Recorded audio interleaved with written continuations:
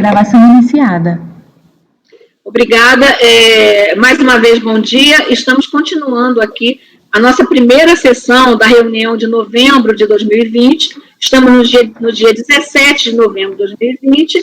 Fizemos um intervalo e agora estamos retornando aqui aos julgamentos. E vamos dar agora preferência para acompanhamento de sustentações orais, que são os recursos números 8, 10, 13, 14 e 15. Vamos seguindo na ordem. Quem já estiver preparado na sala de espera vai entrando e vai, aí a gente vai então julgando os processos, certo? Então, só para fazer uma recapitulação, nós julgamos os processos 1 e 2 da pauta. Do número 3 ao número 7, não tem nenhum pedido de acompanhamento, certo, Mário? Confere, né? De nem acompanhamento na sustentação. Aí, como fazemos sempre nas sessões presenciais, também damos preferência aqui para quem está fazendo a sustentação oral ou tem um acompanhamento.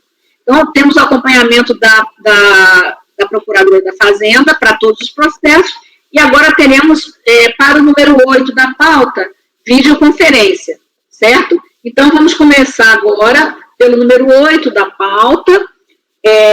A contribuinte TIM SA, né? A relatoria é do conselheiro João Vitor, número 8 da pauta, e teremos aí a sustentação oral por videoconferência, doutora Nicole Maia Pamplona, Corte Real, escritório Vinhas e Redente Advogados. Eu peço, então, que faça adentrar, o nosso apoio, faça a representante do contribuinte adentrar aqui a nossa sala. Ok, presidente, farei a convocação. Item 8 da pauta, doutora Nicole, que o processo será livrado agora. Por favor, verificar. Enquanto isso, eu apresento aqui o nosso colegiado de volta, estão todos aqui, conselheiro Mário, conselheira Ana Cecília, conselheiro Pedro Paulo, conselheiro João Vitor, conselheiro Maurício, conselheiro Marcelo, que está aqui completando a representação, né, na vaga da conselheira Ana Paula, e a conselheira Rita, e eu, conselheira Maria Helena, que estou presidindo a sessão. O conselheiro Marcelo Milton, suplente convocado. Estamos só aguardando, então, adentrar aqui a nossa sala, a doutora Nicole, que vai fazer a sustentação oral por videoconferência. Já soube do apoio que nós podemos nos estender, né? E aí eu peço só a paciência de vocês, porque eu acho que depois a sessão vai ficando menos congestionada de sustentações, que é aquela que nós sempre buscamos honrar, né? Os processos que estão com sustentação e estão com acompanhamento. E depois nós julgamos os outros, né? Sempre procuramos julgar tudo. Já foi convocada, né? Já está aqui a...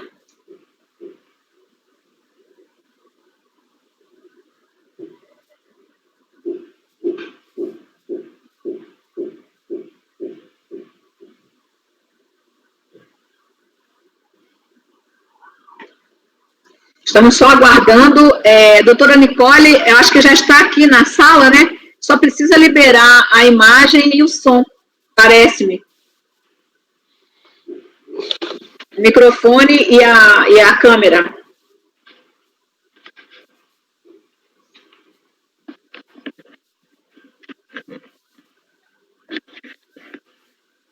Apoio, tem como verificar o que está acontecendo? Nós não estamos tendo nem imagem nem som da representante do contribuinte. Sim, doutora, só um instante. Obrigada.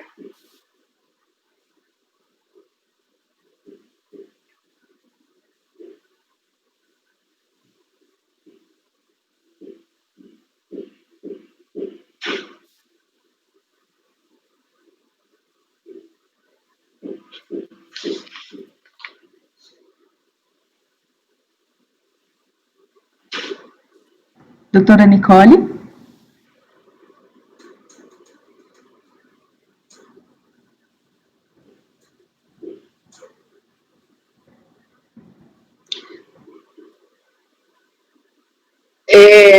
Ela não está respondendo, né? Não sei o que está acontecendo.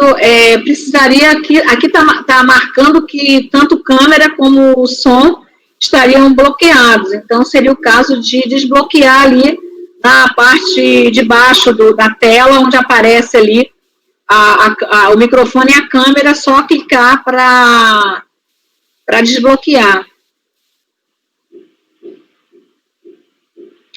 Do contrário, eu peço que chame, então, o número 10, porque eu acho que não tá conseguindo, a representante não está conseguindo.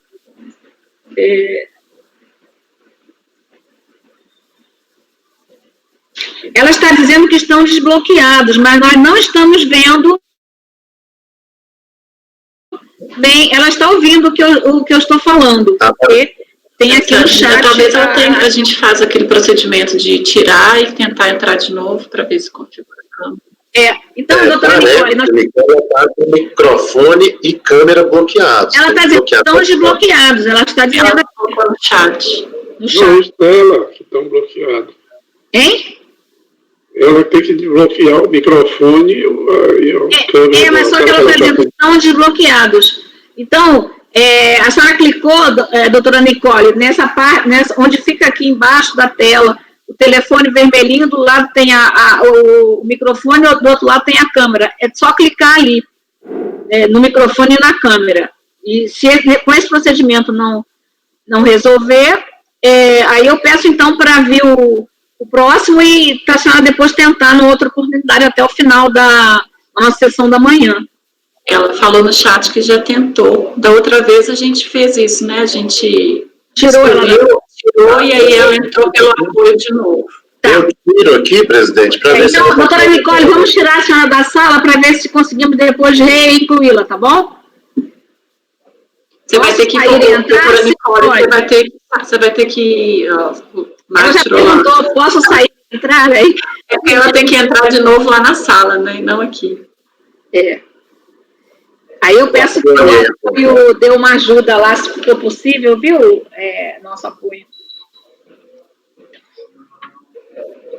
Ela já saiu, vamos ver se consegue entrar.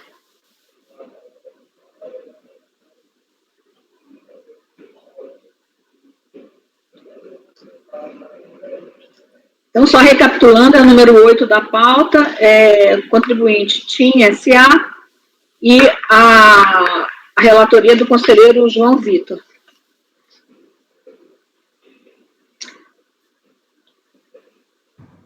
Doutora Maria Helena, ela acabou de entrar na sala de espera e eu consigo vê-la e ouvi-la normalmente.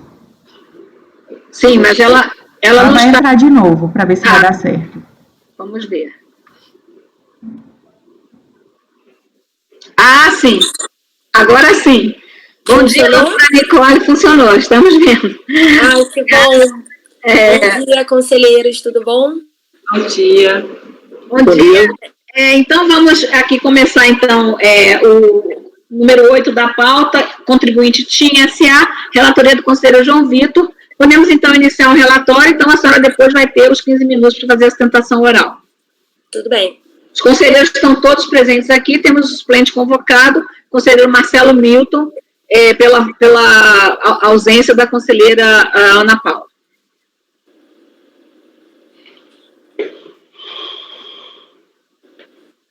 Posso iniciar o relatório, presidente? Sim. Trata-se de recurso especial interposto pela Fazenda Nacional.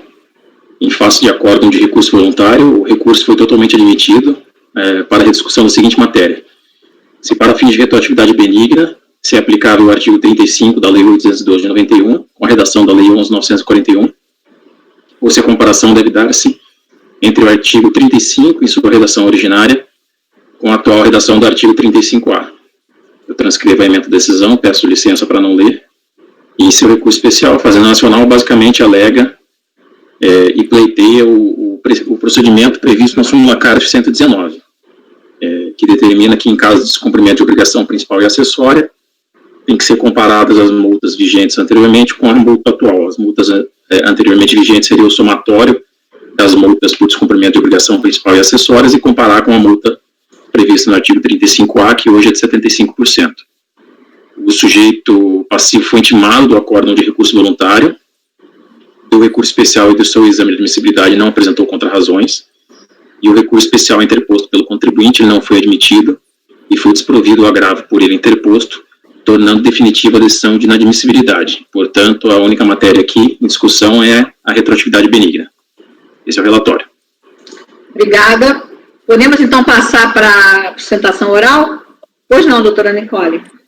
Prezados conselheiros, bom dia a todos. Eu vou ser breve nesse caso. A Fazenda Nacional interpôs um recurso especial visando reformar o acórdão proferido pela Terceira Câmara, especificamente no tocante à questão da multa. Pois bem, a Terceira Câmara, ela corretamente destacou que deve prevalecer o princípio da retroatividade benéfica, prevista no artigo 106, inciso 2, a linha C do Código Tributário Nacional. Isso porque a multa de mora, que antes respeitava a gradação prevista na redação original do artigo 35 da Lei 8.212 de 91, passou a ser prevista no caput do próprio artigo 35, mas agora limitada a 20%, pois estaria subordinada ao disposto no artigo 61 da Lei 9.430 de 96.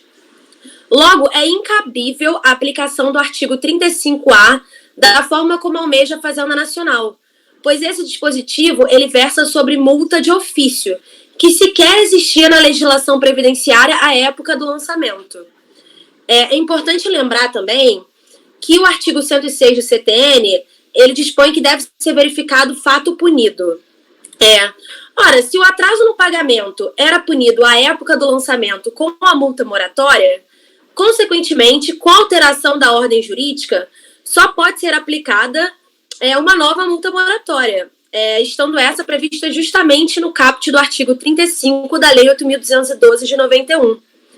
Então, dessa forma, da forma como foi decidido no recurso voluntário, incide a retroatividade benigna prevista no artigo 106, inciso 2, a linha C do Código Tributário Nacional, devendo prevalecer a incidência da multa, conforme dispõe o artigo 35, caput da Lei 8.212, com as alterações trazidas pela Lei 11.941 de 2009, pois essas alterações são mais benéficas ao contribuinte.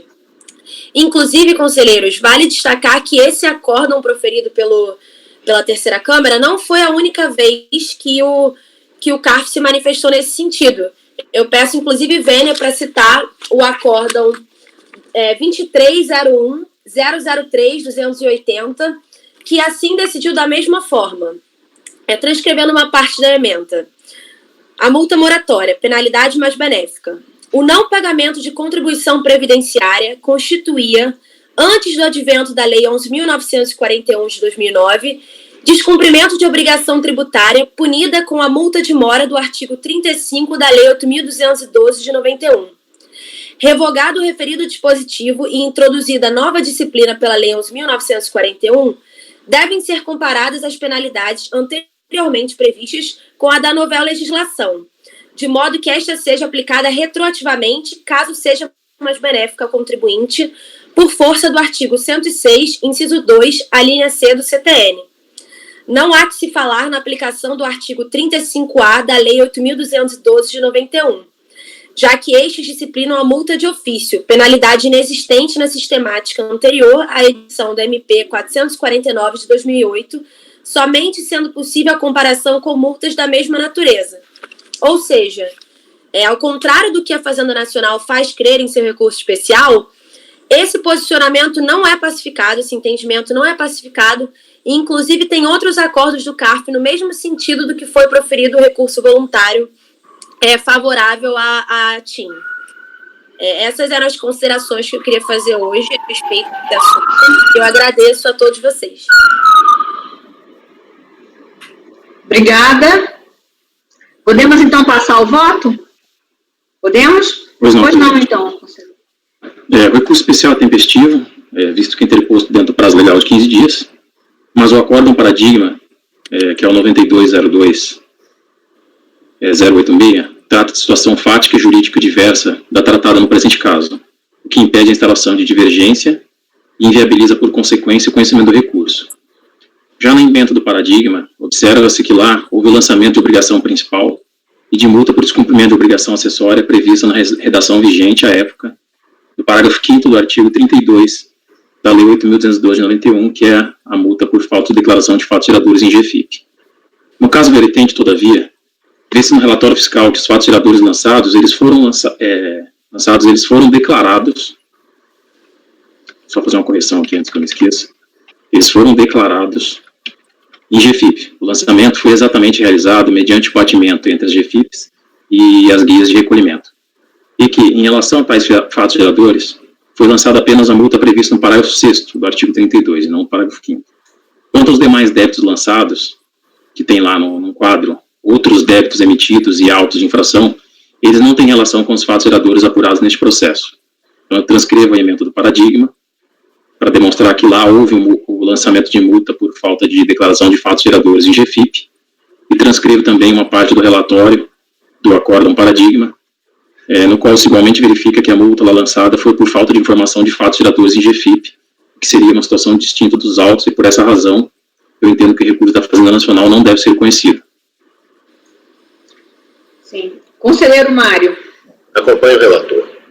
Conselheira Ana Cecília. Acompanho. Conselheiro Pedro Paulo. Com o relator. Conselheiro Maurício. Com o relator, presidente. Conselheiro Marcelo. Com o relator. Conselheira Rita. Com o relator. Eu também acompanho o relator. Conselheiro João Vitor, poderia formular a emenda? Perdão. Espera que eu já coloco agora, tá? Porque ela tem que ser julgada, né? Tá.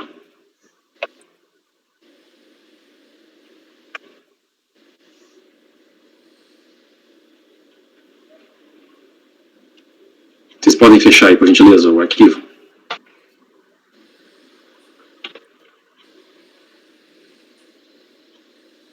Não precisa... Não, só... Quer que eu leia? Quer que eu leia? Sim.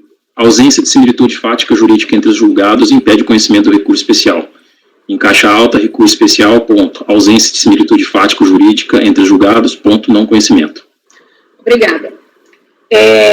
Então, por unanimidade de votos, não conhecer do recurso. Eu agradeço, então, a presença da representante do contribuinte e peço para o nosso apoio conduzi-la até a saída da nossa sala virtual. E peço já para que seja convocado o patrono já do número 10 da pauta, que é o próximo. Obrigada, conselheiros. Obrigada. Presidente, obrigado pela observação em relação à emenda. É porque a gente traz, às vezes a gente se preocupa mais em trazer o mérito, né, para o princípio da eventualidade, do que uma coisa que já é tão batida, né, em termos de... o principal, o voto estava ali, né, e é só uma observação como ela tem que ser julgada, né.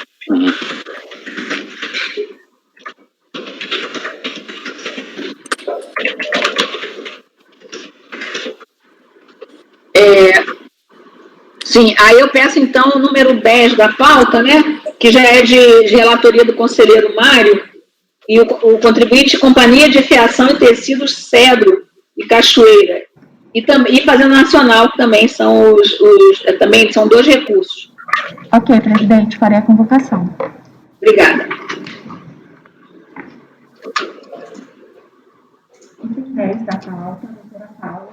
É a doutora Paula Regina Guerra de Rezende Cury, Barroso, Muse, Barros e Guerra, o escritório.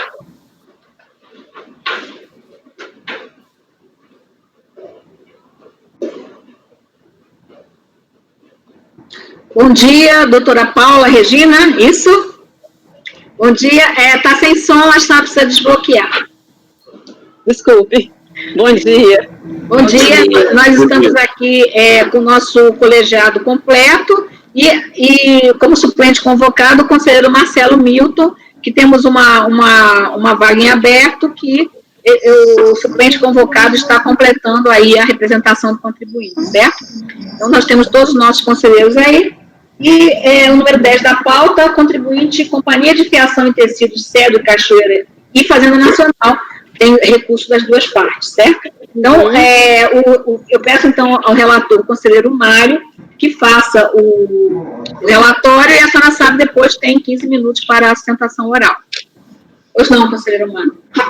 Presidente, aqui nós temos um lançamento que envolve participação dos grupos de deputados, contratação de seguro de vida em grupo. Temos, na verdade, a discussão envolve essas matérias, só que o que para a gente, nós temos, como já foi dito, 2 recursos, um recurso da Fazenda Nacional e um recurso do contribuinte. O que subiu por parte da Fazenda Nacional diz respeito especificamente à questão da retroatividade benigna. O recurso do contribuinte tem relação com a questão da decadência, mais especificamente com a aplicação da súmula CARF número 99, esse é o breve relatório, e depois a gente faz maiores esclarecimentos no decorrer do voto. Obrigada. Então, pois não, a senhora tem, então, 15 minutos para a sustentação oral. Bom dia a todos. Vou ser bastante breve, porque é um assunto que já chegou a vossas senhorias, mais precisamente em junho do ano passado. Esse caso foi julgado, uma autuação, digamos assim, co-irmã. O que acontece? A Cedro foi fiscalizada em novembro de 2011, e nessa fiscalização surgiram diversos autos de infração. Um deles, não vou tecer maiores comentários sobre os outros, para ser breve, um deles que dizia respeito à exigência de contribuição de terceiros, ele foi seguiu o trâmite, chegou até a Câmara Superior, segunda turma, e foi julgado em junho, ocasião em que foi aplicada a súmula 99 e reconhecida a decadência com base no 150, parágrafo 4º. Isso provocou o reconhecimento da decadência das parcelas relativas às competências de 2006. E a situação, no caso dos autos, ela é muito similar, porque este caso se refere à exigência da contribuição previdenciária patronal. Também sobre essas competências de 2006, a participação de empregados, e também a participação de administradores que não estava no auto de infração de terceiros, que eu mencionei, mas está neste, mas que se refere também à competência 2006 também, a janeiro de 2006, então igualmente abrangida pela lógica da súmula 99. Então, por essa razão, não gostaria de me alongar mais do que isso, porque a gente já temos conhecimento do precedente, do acórdão proferido no ano passado, acredito que vocês, vou mencionar o número, é o 9202007928, relatora foi a doutora Rita Elisa, aqui presente, e basicamente isso. E aí a questão, o recurso da Fazenda, ele diz respeito à questão da multa, né, aplicação da retroação benigna, e que diante do contexto em que se espera o provimento do recurso especial do contribuinte, não há nada mais a dizer, porque ela vai ficar basicamente prejudicada.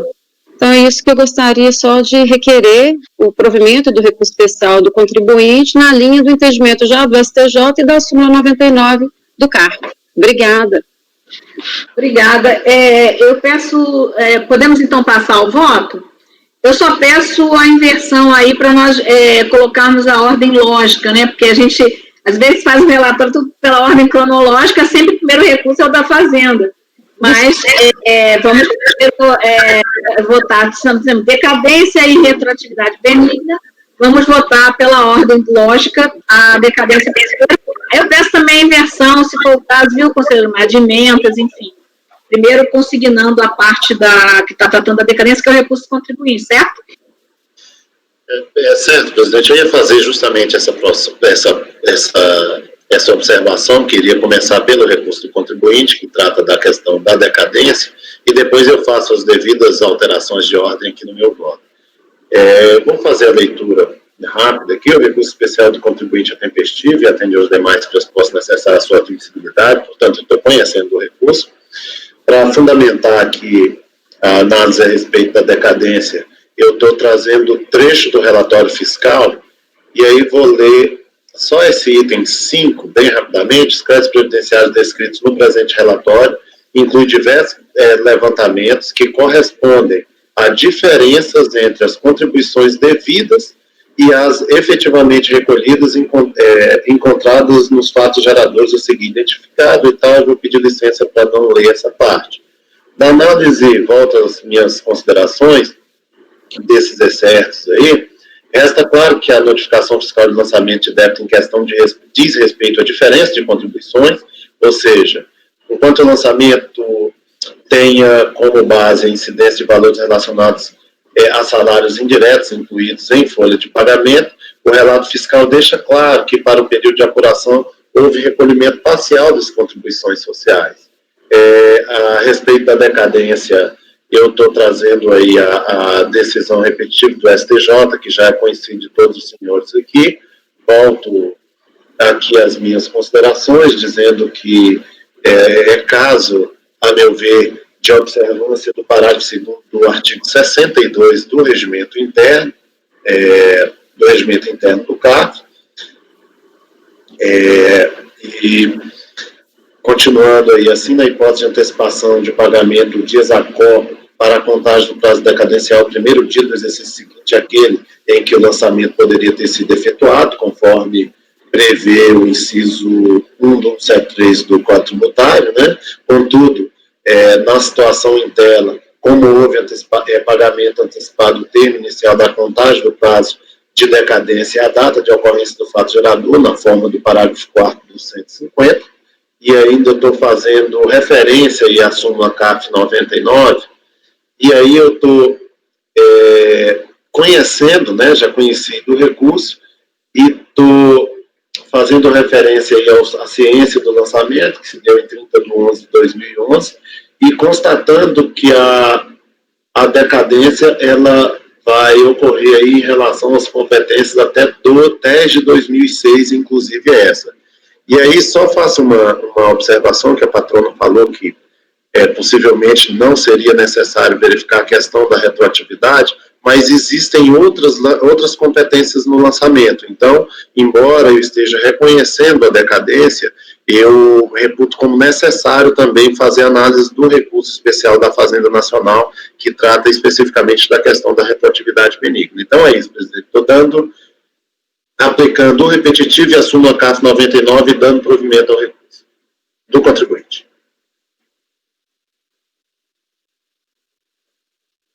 O acórdão recorrido já aplicou a súmula, o entendimento da súmula? Não, o acórdão recorrido não tinha aplicado, não. O recurso do contribuinte... Desculpe, tá certo. Normalmente eu tenho vários do recurso da Fazenda. Eu acho que ele aplicou, não me lembro muito bem. Certo. Não aplicou, porque senão ele não teria recorrido. Desculpe, eu tô... Como estava primeiro da Fazenda aqui, eu me confundi, desculpe. Era só para a questão do conhecimento, né? Nós temos vários casos de já se aplica e mesmo assim se dá seguimento. É só para ter esse cuidado. Bem, então o conselheiro Mário está conhecendo e dando provimento ao recurso da Fazenda para acolher a decadência, não é isso? Sim. Recurso do contribuinte. Desculpe, o recurso... É que eu estou olhando aqui para o voto que está consignado na pasta. Desculpe, mas está correto. Eu mesma falei da questão lógica e agora estou dando curto-circuito na lógica aqui. Um esclarecimento de ordem, coisa simples, em relação à ponderação de que persiste, né, o interesse do recurso da Fazenda, e, de fato, as outras rubricas, uma rubrica que era seguro de vida em grupo e não está alcançada pelo recurso especial, ela foi provida, vamos dizer assim, na Câmara normal, ordinária, e não desafiou outro recurso. Então, o contribuinte ganhou. A única parte que o contribuinte não ganhou e entrou no PERT já há alguns anos, é uma pequena parcela de contribuição de empregados, que na verdade não é de motoristas, exclusivamente. Essa vamos dizer assim, é o pedaço que ainda subsiste a autuação a despeito de já estar regularizada no PERT. Obrigada. O conselheiro Mário, eu só estou colhendo os votos, por enquanto, do recurso do contribuinte, certo? Que é a decadência. Conselheira Ana Cecília, o conselheiro Mário está conhecendo e dando provimento. Sim, eu acompanho, presidente. Conselheiro Pedro Paulo. Conselheiro Pedro Paulo, o microfone está desligado. Está desligado o microfone. Acompanho. Conselheiro João Vitor. Acompanho. Conselheiro Maurício. Acompanho, presidente. Conselheiro Marcelo. Acompanho. Conselheira Rita. Acompanho. Eu também acompanho. Em relação ao recurso especial do contribuinte, por unanimidade de votos, conhecer do recurso e do mérito, dar-lhe provimento. Agora, então, vamos ao recurso da PGFN. E a contribuinte, inclusive, trouxe esse adendo em relação às rubricas que teriam sido ou não mantidas aí nas obrigações principais, né? Então, o conselheiro Mário. Presidente, aqui é uma situação que já é bastante conhecida, imagino eu, que de todos, inclusive da patrona, da representante da Fazenda, de um lançamento em que foi efetuado o lançamento de obrigação principal e de obrigação acessória por não informação de determinados fatos geradores em GFIP. Já foi esclarecido que restou alguma coisa aí de obrigação principal que não foi atingido pela decadência. Então, obviamente que quando fosse fazer o cotejo daquilo, da multa que se vai aplicar, esse cotejo é feito em relação àquilo que foi efetivamente mantido em obrigação principal, né? O cotejo de principal e acessório.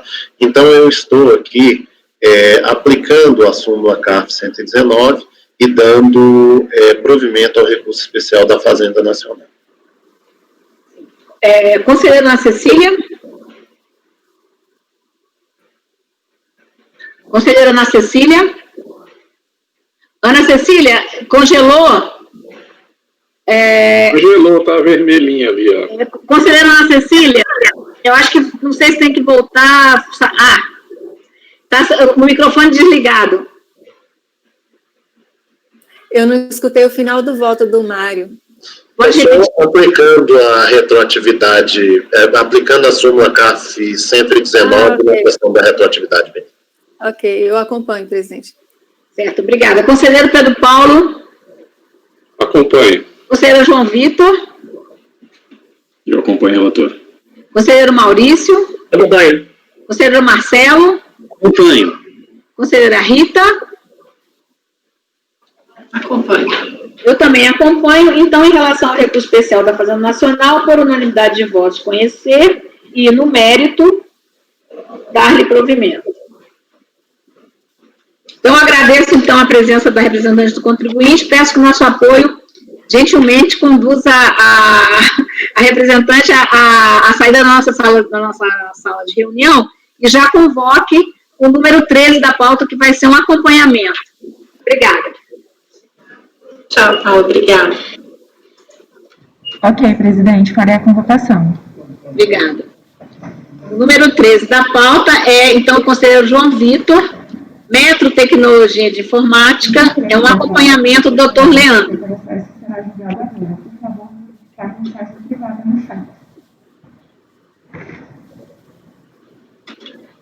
Só para ir adiantando, é um processo de retorno de vista para o conselheiro Mário, convertido em vista coletiva. O relator votou por conhecer parcialmente do recurso, apenas quanto à natureza do vício no lançamento.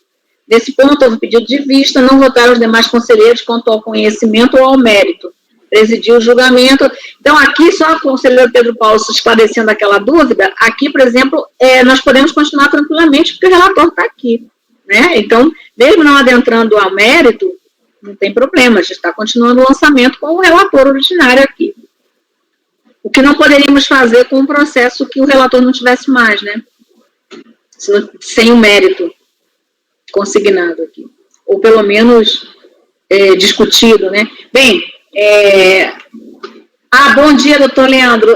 Tá rápida a entrada aqui, hein? Aprendeu já direitinho. Bom dia, presidente. É verdade. Prazer em revê-las e revê-los com saúde. Obrigada. Bem, eu estou aqui, então, recapitulando, todos os conselheiros estão aqui. O conselheiro Marcelo Milton está aqui complementando a representação do contribuinte, né, como suplente convocado. E é um recurso de relatoria do conselheiro João Vitor, a contribuinte Metro Tecnologia de de Informática Limitada, e recurso é da Fazenda Nacional. Eu só estou recapitulando aqui o que foi decidido até agora. Visto para o conselheiro Mário, convertido em vista coletiva, o relator, conselheiro João Vitor, votou por conhecer parcialmente do recurso apenas quanto à natureza do visto do lançamento. Nesse ponto, houve pedido de vista, não votaram demais conselheiros quanto ao conhecimento ou ao mérito. Certo? Então, vamos partir a partir daí. O conselheiro relator vai fazer o relatório e creio aí que poderia haver, inclusive, houve sustentação oral da última vez? Houve, né?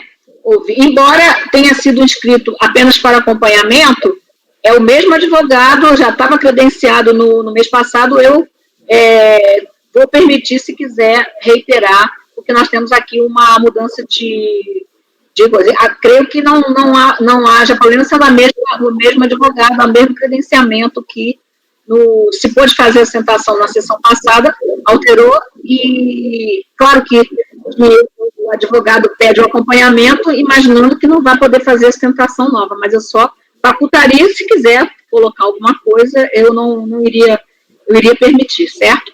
Se não quiser, não há problema.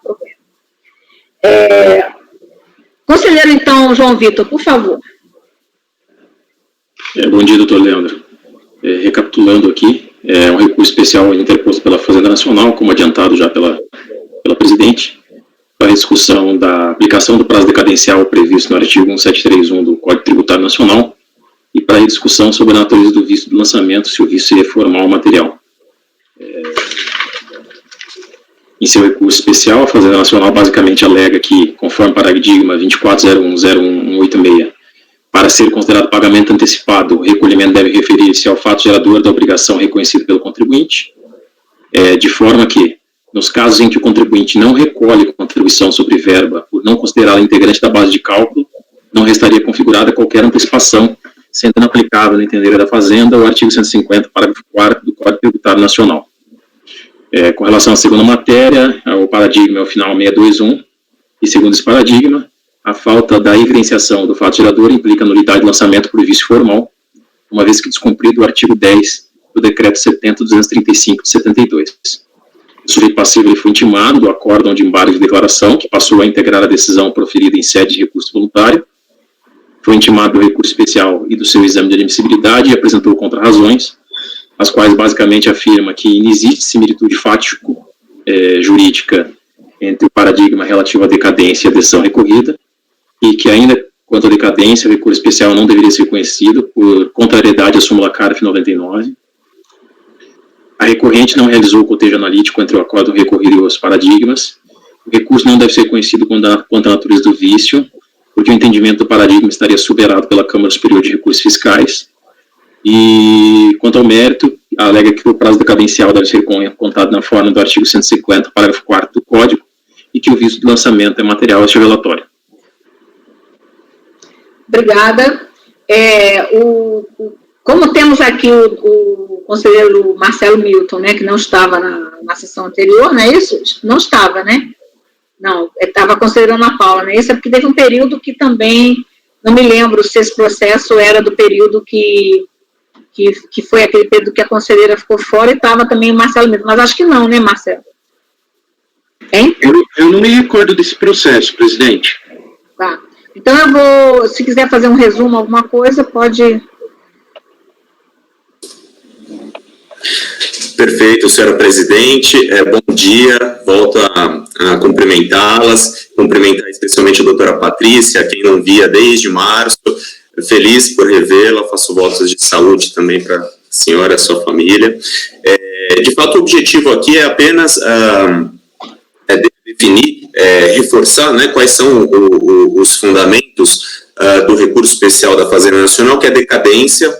Em relação à decadência, por cautela, nas contrarrazões, a contribuinte colacionou guias de recolhimento. No entanto, até não seria necessário, porque a própria fiscalização, além de fazer o relatório de recolhimentos parciais, ela evidencia, ela relata a existência de recolhimentos parciais, de modo que aqui é caso simples de aplicação da súmula 99 e do repetitivo do STJ. Em relação à nulidade material, aqui lembrando que se trata de uma autuação de FNDE, inclusive isso motivou o pedido de vistas do conselheiro Mário, ciente de que esses casos, eles têm, vamos dizer, a peculiaridade de muitos serem instruídos de forma incipiente, recordando de alguns pontos aqui que são importantes para a gente entender o motivo o fundamento dessa nulidade. Aqui nós estamos falando especificamente de uma rubrica chamada de, a sigla é DS, diferenças de recolhimento. Esse ponto, desde a impugnação, a recorrida, a contribuinte, ela bate na tecla de que o auto, ele não fala, não diz por que foi constatada essa diferença. Então, na impugnação, o contribuinte, inclusive de uma forma bastante clara, coloca, olha, eu não sei qual é o motivo disso, então estou defendendo no sentido de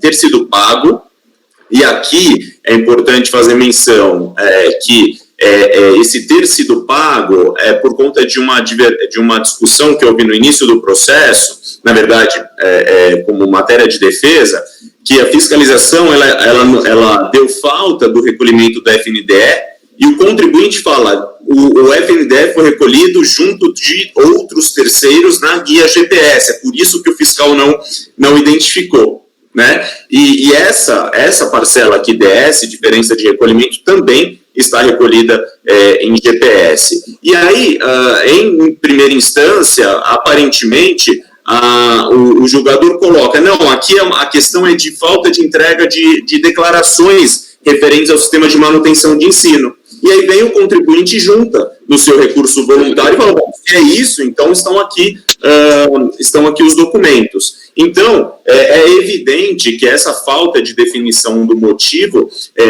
prejudicou, sim, o direito ao contraditório e ampla defesa, na medida que o contribuinte teve que escolher, né, fundamentos ou supor fundamentos e que motivaram, por isso, a apresentação, inclusive em recurso voluntário, dessas declarações. No entanto, seja pela questão de pretensa falta de recolhimento, seja insuficiência das declarações, ambos os documentos estão juntados aos autos.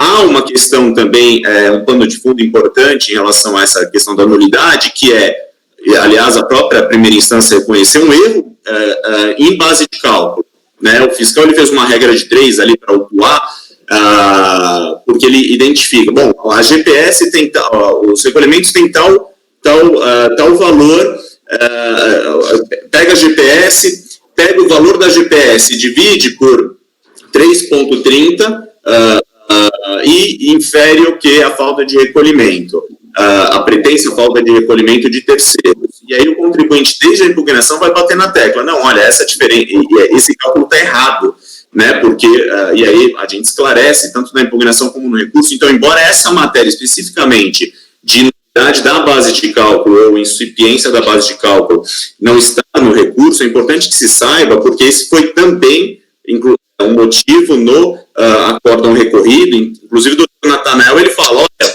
então eu reconheço a nulidade, e vejas também que há uma questão de erro de base de cálculo, né, e ao final ele fala, então, pelos motivos, pela falta de motivo e pela incipiência da fundamentação, reconheço a nulidade. Então, não se trata apenas, e como caso aqui nessa porém da turma, de uma nulidade material por falta de elucidação do fato gerador. Ponto. Não é isso. Aqui é mais do que isso e está evidenciado nos autos. A jurisprudência da Câmara Superior, nós temos a oportunidade de analisar, ela, essa porém da turma, é bastante influenciada pela existência ou não de prejuízo ao contraditório e ampla defesa. Esse é o principal fundamento, nos pareceu, a leitura de 27 acórdãos sobre o tema, e entendemos que o caso sim se enquadra nessa jurisprudência que classifica como material a nulidade, justamente porque houve prejuízo ao contraditório e ampla defesa. Então, são essas as colocações. Se pede o desprovimento do recurso, o não conhecimento, né, do recurso especial da Fazenda, e se conhecido for o seu desprovimento por haver decadência e por haver nulidade de ordem material, tal como reconhecido no acordo recorrido. Muito obrigado pela atenção, fico à disposição para qualquer esclarecimento. Obrigada. Então, já temos, então, podemos passar ao voto? Então, conselheiro João Vitor. Pois não. O recurso é tempestivo, visto que interposto tendo prazo legal de 15 dias, mas faz-se necessário julgar se atende aos demais pressupostos de admissibilidade, notadamente em função das contrarrazões apresentadas, que se insurgem contra o conhecimento do apelo em relação às duas matérias. Com relação à decadência, eu entendo que o recurso não deve ser conhecido, pois, embora a recorrente tenha demonstrado os pontos do acórdão recorrido e do paradigma que, no seu entender, estariam divergentes, e conquanto exista similitude fática, melhor dizendo, entre os casos, a decisão recorrida aplicou o entendimento da súmula CARF 99, a súmula que foi aprovada em 9 de dezembro de 2013, mas que estava vigente à época do exame de admissibilidade, o qual foi realizado em 15 de fevereiro de 2017, conforme e-folhas 1905 e seguintes. O artigo 67, parágrafo 3º, anexo 2 do regimento deste Conselho, predestiona que não cabe recurso especial de decisão de qualquer das turmas que adote entendimento de súmula, ainda que a súmula tenha sido aprovada posteriormente à data de interposição do recurso. Eu transcrevo aí a súmula em questão, que é a súmula CARF 99.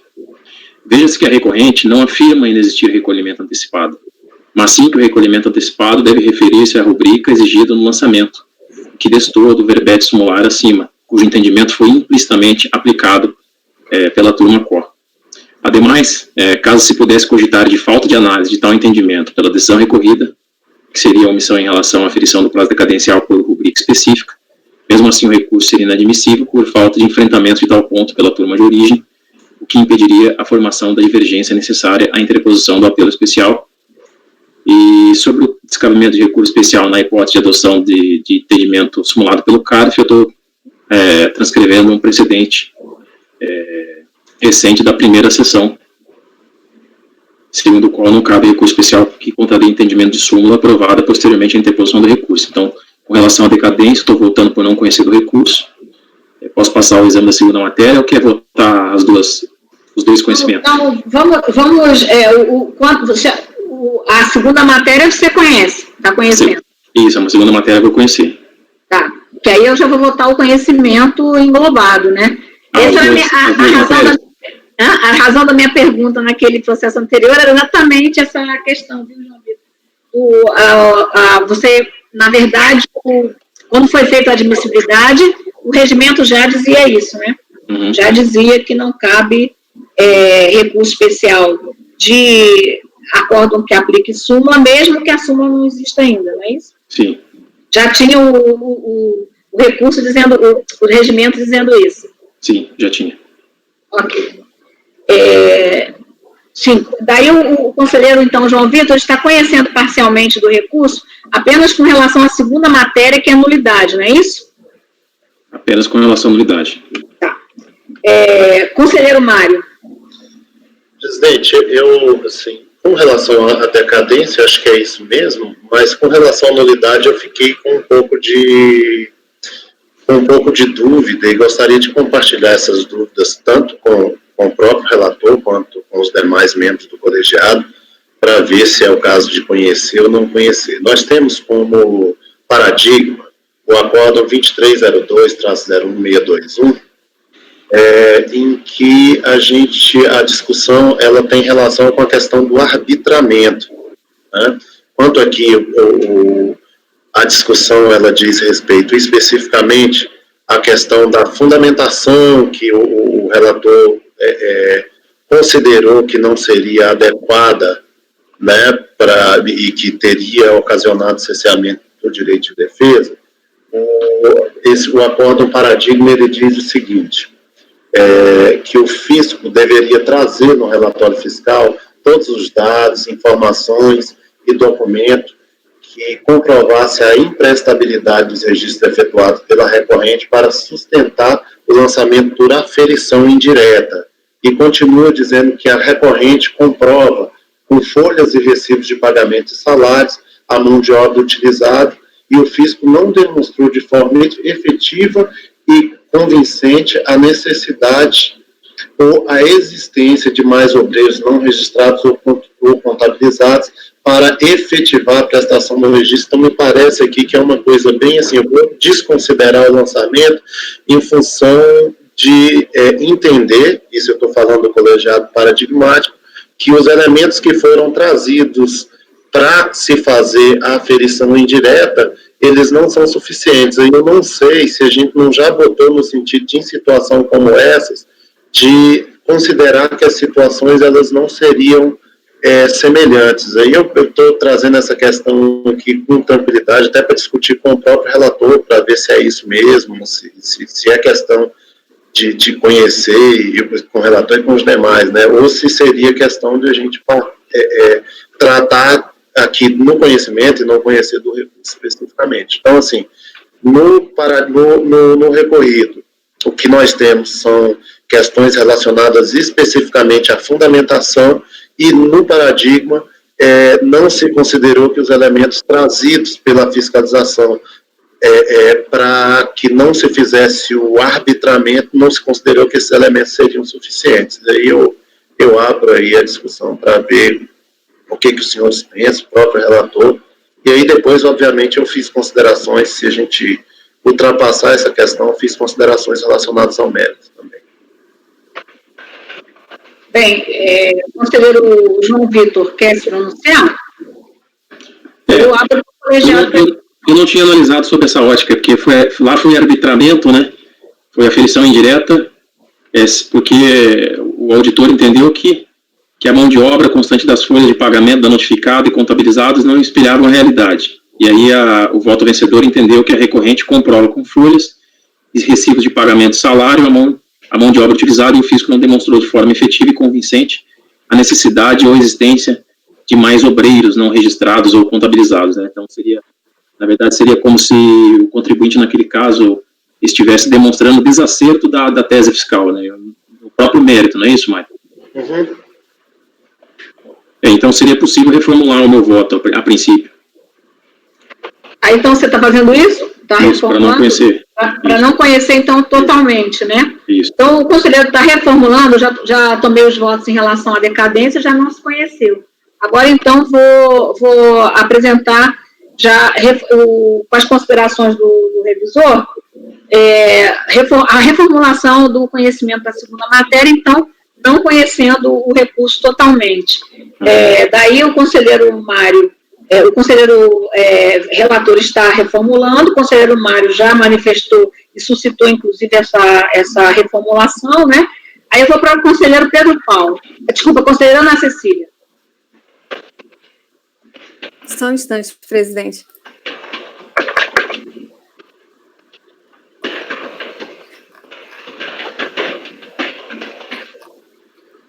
Só foi um paradigma mesmo sobre essa matéria, né? Porque eu vi que tem outro paradigma, mas foi sobre outra matéria, né? Tem decadência também, deve ser. Do vício é um paradigma só. Ah, tá, do vício, porque o despacho analisou só um, então eu vou acompanhar, presidente. Conselheiro Pedro Paulo. Acompanho também, presidente. Conselheiro Maurício. Acompanho, presidente. Conselheiro Marcelo. Acompanho. Conselheira Rita. Acompanho. Eu também acompanho. Então, reformulando aí já a decisão que já tinha sido anotada anteriormente, no número 13 da pauta, contribuinte Método Tecnologia e Informática, recurso da Fazenda Nacional, por unanimidade de votos, não conhecer do recurso. Certo? Aí englobando já as duas matérias, decadência e a questão da nulidade. Tudo bem? Eu agradeço, então, a presença do patrono, peço, então, para que seja conduzido a saída da nossa sala e peço já a convocação do número 14 da pauta, que vai ter uma videoconferência. Obrigada. Bom dia, Gustavo. Bom dia. Ok, presidente, farei a convocação. Obrigada. número 14 da pauta, então, 14 e 15, né? É o mesmo contribuinte, Hospital São Lucas de Taubaté, Sociedade Civil Limitada, de relatoria da conselheira Ana Cecília. Ok. A patroa já foi convocada, presidente. É só aguardar, então, a entrada dela.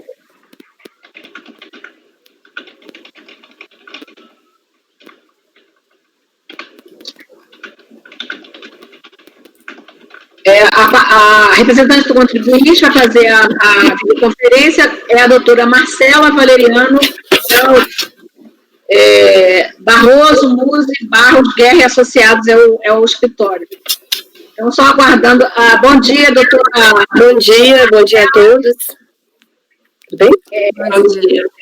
Obrigada. Estamos aqui com o nosso colegiado completo. E são os dois processos, 14 e 15, né, do mesmo contribuinte, Hospital São Lucas de Taubaté, Sociedade Civil Limitada, o recurso de reconstrução da Fazenda Nacional e relatoria da conselheira Ana Cecília. Ela vai fazer o relatório, vai até colocar a situação, se puder ser, se os processos são iguais ou não, a necessidade de julgamento conjunto ou separado, e aí depois a senhora vai ter o seu momento de fazer a sustentação oral por 15 minutos, tá bom? Pois não? Eu gostaria só de fazer uma solicitação, se possível, inverter os itens, porque o item 15 ele é um item um pouco mais complexo. Então, talvez, a análise do item 15 antes do item 14 auxiliaria o item 15. Isso aí é uma prerrogativa do relator, né? Se o relator achar melhor, não há problema nenhum, mas isso é uma prerrogativa do relator. Então, ótimo. Muito obrigada. Sim, conselheira Ana Cecília. Sim, presidente. O item 15, ele de fato ele é o mais, ele está abarcando toda a matéria, então eu preciso conversar, já ia até pedir presidente para fazer isso. Perfeito. Então, coincidir as solicitações aí, a solicitação da contribuinte com a do relator. Ótimo. Muito obrigada. Pois não, conselheira Ana Cecília. Aqui trata-se de recurso especial. Não é o 15, né? Trata-se de recurso especial. Esse é o 15, exato. Recurso especial interposto pela Procuradoria da Fazenda Nacional. Abaixo eu transcrevo aqui a emenda do julgado. Contra a mencionada decisão foram apostos em embargos de declaração, consoante o acórdão, que consoante o acórdão 24.02.005.925, restaram intempestivos. No que refere ao recurso especial, de folhas 935 e seguintes, houve sua admissão por meio do despacho de folhas 962 e seguintes para rediscutir a contagem do prazo decadencial, competência dezembro, retroatividade benigna na aplicação da multa. Esses dois temas, né, a questão da decadência, a competência, dezembro e retroatividade. Aí abaixo eu transcrevo os argumentos que foram trazidos pela Procuradoria da Fazenda Nacional, que eles são, o colegiado já conhece a maior parte deles. Se for o caso, depois eu faço a leitura, simplesmente sobre a questão dessa decadência e da retroatividade benigna. E aí vem o sujeito passivo, apresenta contra-razões, e aqui abaixo eu colaciono também todos os argumentos que, como haverá sustentação, eu vou abster da leitura, caso seja necessário, eu retomo, presidente. Ok? É a breve síntese, isso. Obrigada. Então, vamos ter a sustentação oral, pois não. Pode tomar a palavra a representante do contribuinte por 15 minutos. Pois não, doutora Marcela. Estão me escutando? Sim. Ótimo. Prezados senhores conselheiros, muito bom dia. Conforme já destacado pela conselheira relatora, trata-se de recurso da Fazenda.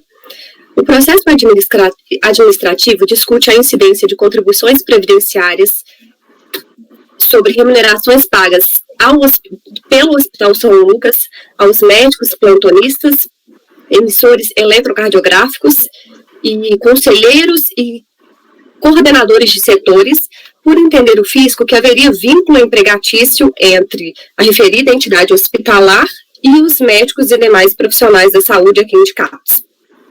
O acordo do recurso voluntário, conforme também já tratado pela conselheira relatora, ele aborda, o acordo do recurso voluntário, ele abordou 3 pontos que foi objeto de êxito pelo contribuinte, em razão do êxito parcial. primeiro deles é o reconhecimento da decadência dos fatos geradores anteriores a janeiro de 2002, aplicando-se ao artigo 173 do CTN. O segundo refere-se ao reconhecimento da inexistência de vínculo e, portanto, expurgou as contribuições previdenciárias incidentes sobre as remunerações pagas aos médicos plantonistas e aos emissores eletrocardiográficos. Entretanto, manteve a cobrança por entender que haveria vínculo entre os coordenadores de setores e os conselheiros do Conselho Interdepartamental. Em relação ao terceiro ponto de êxito do acordo do recurso voluntário, é a questão que já foi tratada também pela relatora, é a aplicação pela retroatividade benigna da nova redação do artigo 35 da Lei 8212 de 91, que reduz a multa de mora que antes prevista nos incisos do artigo 35 para um limite de 20%, já que nos remete ao artigo 61 da Lei 9430. Em relação aos pontos 1 e 3, houve recurso da Fazenda. Em relação ao ponto 2, que é a inexistência de vínculo entre os médicos plantonistas, essa questão restou transitada em julgado por não haver divergência nas razões recursais. E aí eu gostaria de começar essa sustentação esclarecendo que, em relação à decadência, tanto o recurso especial da Fazenda quanto as razões do acordo recorrido se equivocam. Por quê? Conforme demonstra o relatório fiscal que acompanhou o auto de infração, houve recolhimento parcial de contribuições previdenciárias nos períodos fiscalizados e autuados 97 a 2006, o que atrai a aplicação do artigo 150, parágrafo 4º do CTN, já que é um tributo sujeito a lançamento por homologação, na linha da imensa jurisprudência desse Conselho e do STJ. Desse modo, as razões recursais fazendárias nesse ponto não merecem êxito. Em relação ao segundo ponto, que é a questão da aplicação da multa, entende a Fazenda que deveria, para a aplicação do princípio da retroatividade benigna, comparar a revogada redação do artigo 35 da Lei 8212 de 91 com o artigo 35A, que nos é trazida pela 11941, que nos remete ao artigo 44 da Lei 9430, e que prevê a aplicação de multa de ofício no percentual de 75%. Entretanto, agiu acertadamente o acórdão ao comparar a redação revogada do artigo 35 com a nova redação do caput do artigo 35. Isso porque, à época dos fatos geradores, não existia na legislação previdenciária multa de ofício. Então, agiu acertadamente o acórdão ao comparar a multa de mora prevista na revogada redação com a multa de mora prevista na nova redação, infundada, portanto, as razões fazendárias que entende que haveria, sim, que haver uma comparação entre uma multa de ofício, multa de mora e uma multa de ofício. Nesse sentido, requer que seja negado o provimento ao recurso da Fazenda.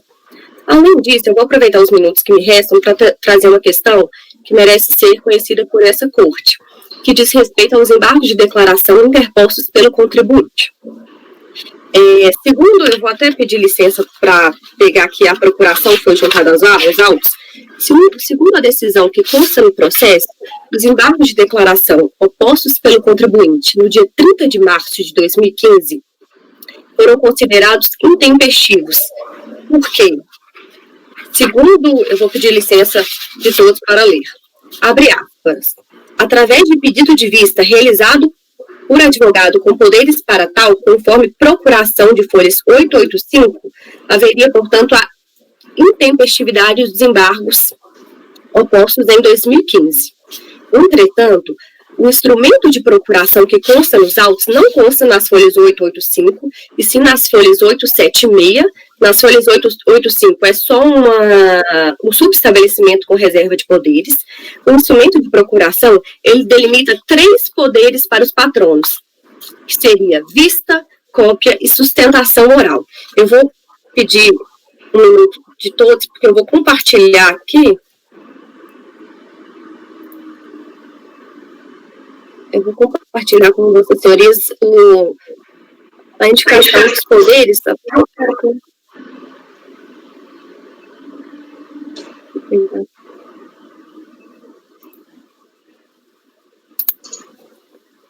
Abrindo. Isso.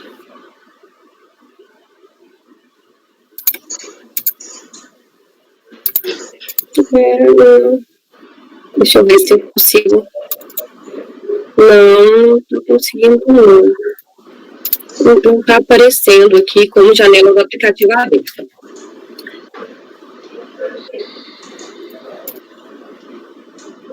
Não está aparecendo como janela do aplicativo aberta, mas o instrumento de procuração juntado aos autos delimita 3 poderes: vista, cópia e sustentação oral. E ainda traz a informação de que as intimações devem continuar a serem realizadas em nome do contribuinte, sob pena de nulidade.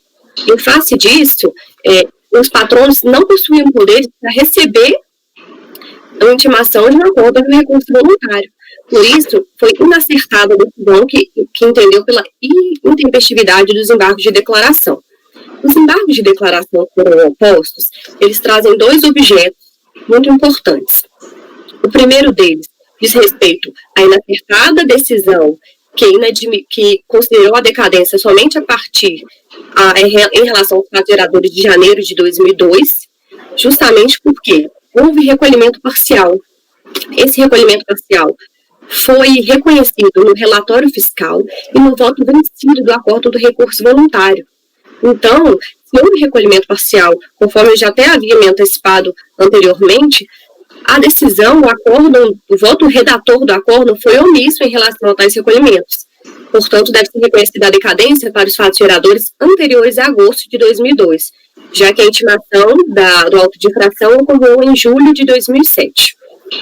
O outro ponto do mérito tratado nos embargos de declaração diz respeito à parte da decisão que entendeu que haveria vínculo empregatício entre a entidade hospitalar e os coordenadores de setores e conselheiros interdepartamentais.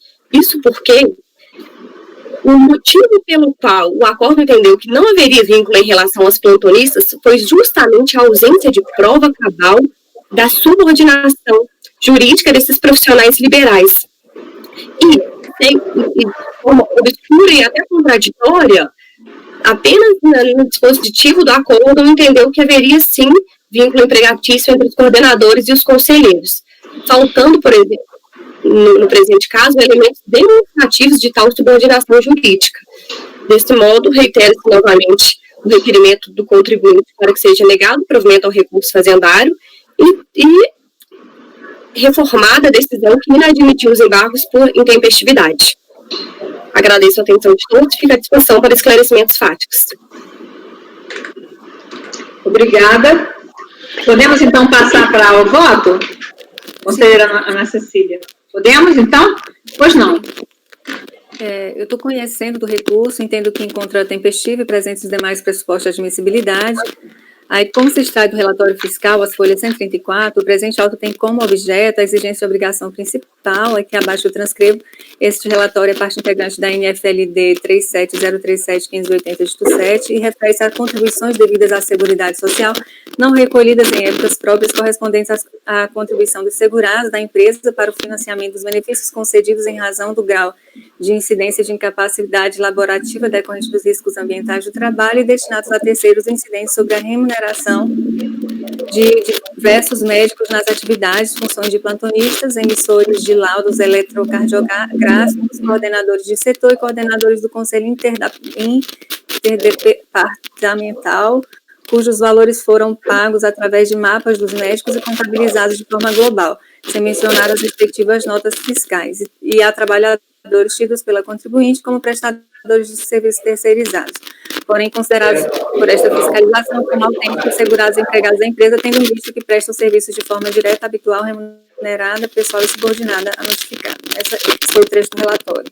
Aí, constante já narrado anteriormente, a matéria que subiu para discussão, as duas matérias são contagem do prazo decadencial, competência 12 de 2001 e a retroatividade benigna na aplicação da multa.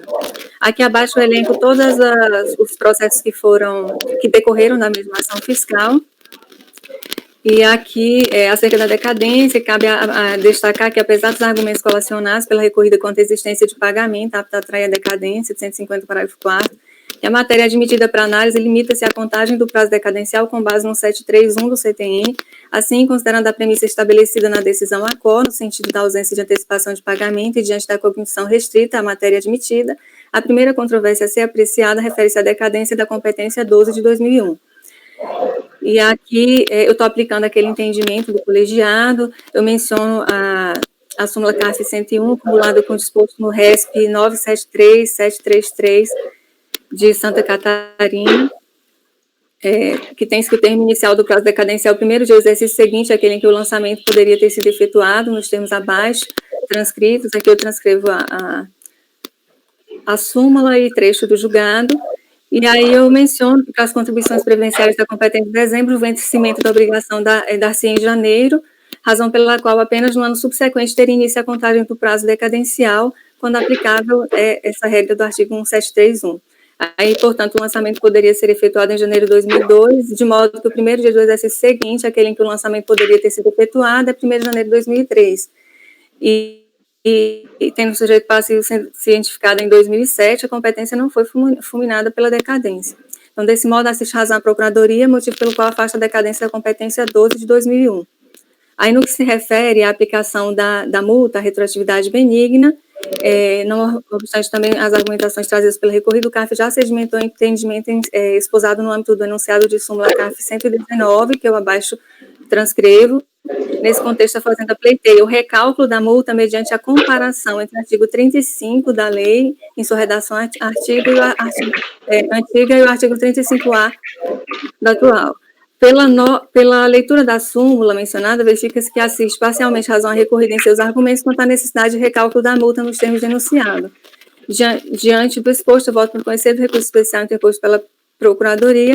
Aqui no final ficou dar-lhe provimento, dar-lhe parcial provimento, porque ele pede essa comparação entre o 35 e o 35A, e eu estou aplicando o que diz a súmula. É isso, presidente. Então, a conselheira, então, está conhecendo e dando provimento parcial para acolher a decadência até o período... afastar a decadência da competência 12, porque, na verdade, a discussão só ficou... Era só... Tá certo. Então, basta só colocar, dar provimento em relação à decadência, porque quando a gente bota... E também com relação à decadência e também com relação à retroatividade benigna para a aplicação da súmula. Sim.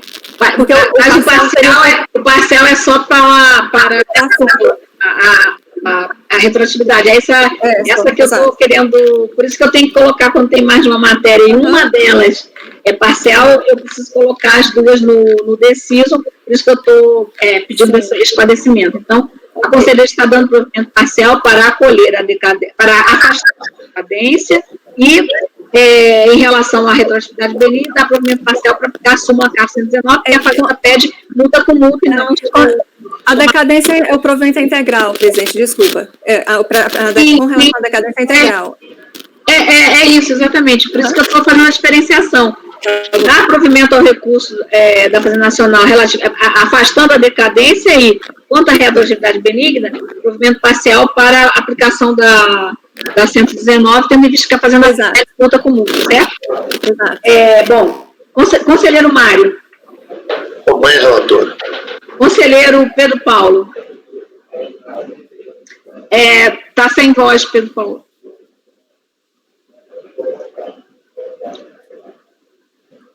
Acompanhe a relatora, desculpa.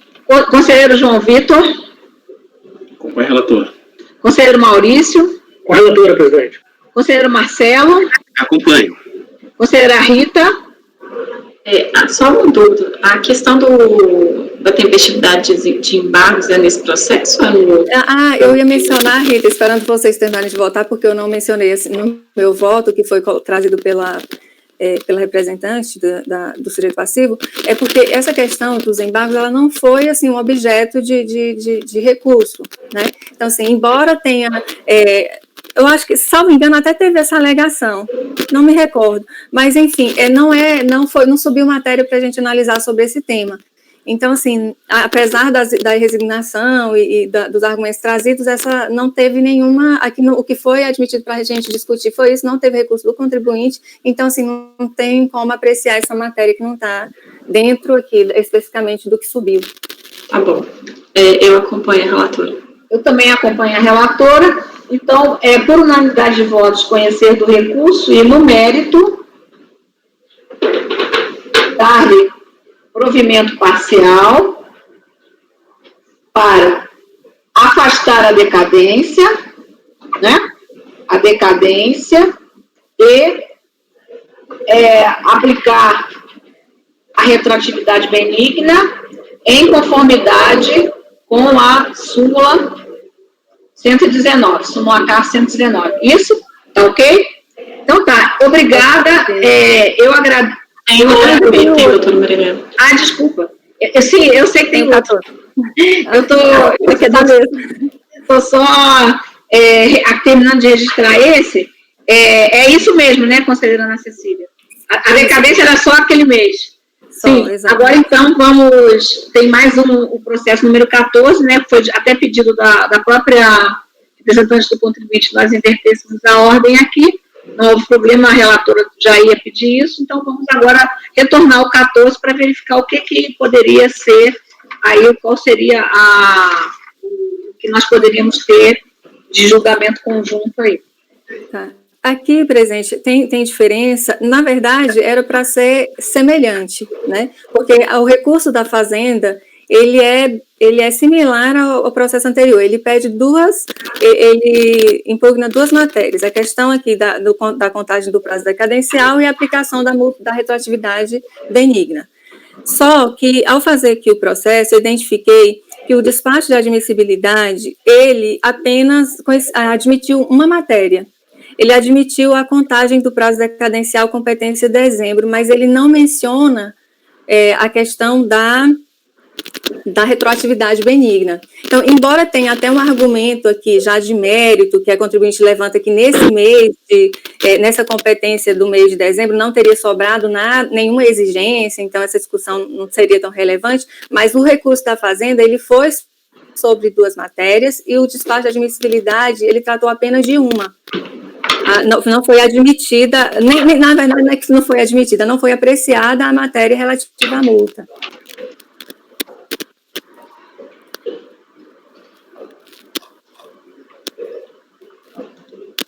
Mas foi dado seguimento, né? Então teria que voltar para... Foi dado seguimento, aí só ficou constando a matéria decadência lá no despacho, né? E tinha retroatividade. Tinha retroatividade. Então nós vamos ter que fazer o nosso procedimento padrão, né?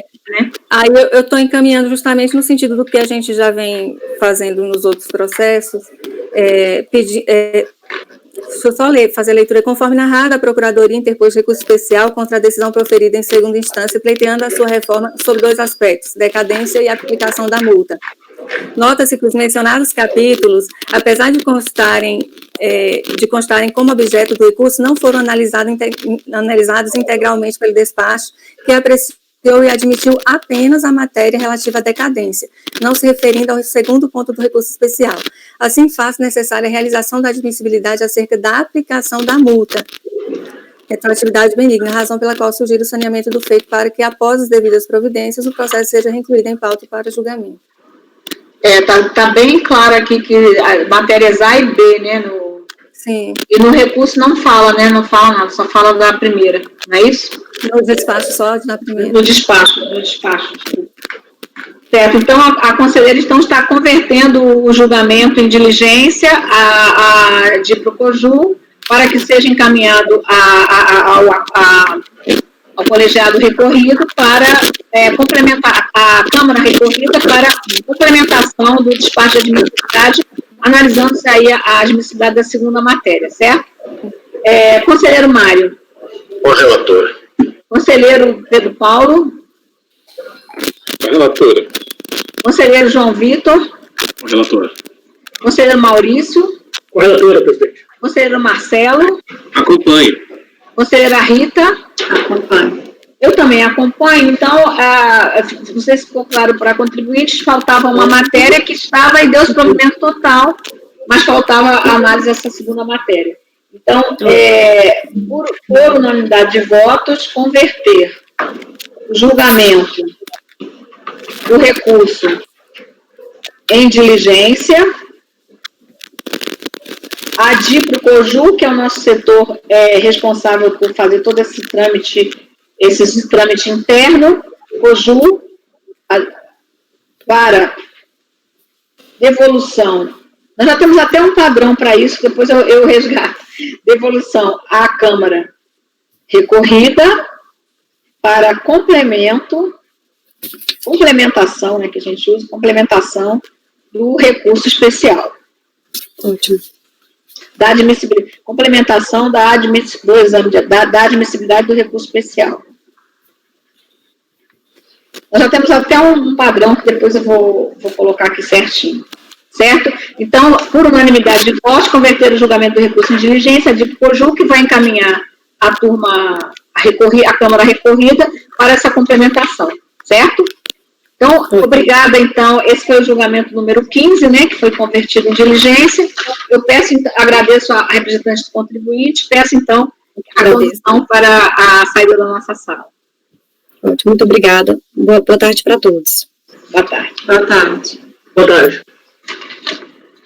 Nós ainda temos um tempinho, o apoio não vai precisar...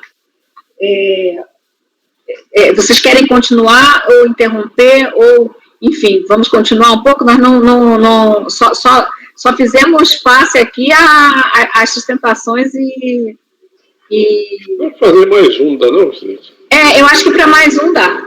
Faremos mais um, e eu acho que a pauta não está tão congestionada assim, congestionou justamente na pauta que era mais simples, né, que se imagina assim, que quase nunca tem sustentação oral, mas teve bastante nessa. Então, eu peço aqui a ajuda de vocês, é o número 3 da pauta, que seria o primeiro? Não é isso? Seria o número 3, eu vou relatar. O número 3, que é justamente o ADOC, assim como os 2 primeiros processos da pauta, e só que aí a gente foi dando preferência para a sustentação e acompanhamento, esse aqui não tem nada disso. Então, eu vou só dizer aqui, para explicar, é o número 3, voltamos então ao curso normal da nossa pauta, vamos julgar mais um processo, depois vamos interromper e retornamos à tarde. Mas esse número 3 da pauta é de relatoria do conselheiro ADOC ainda, conselheiro João Vitor, porque era um recurso de relatoria originária da conselheira Ana Paula.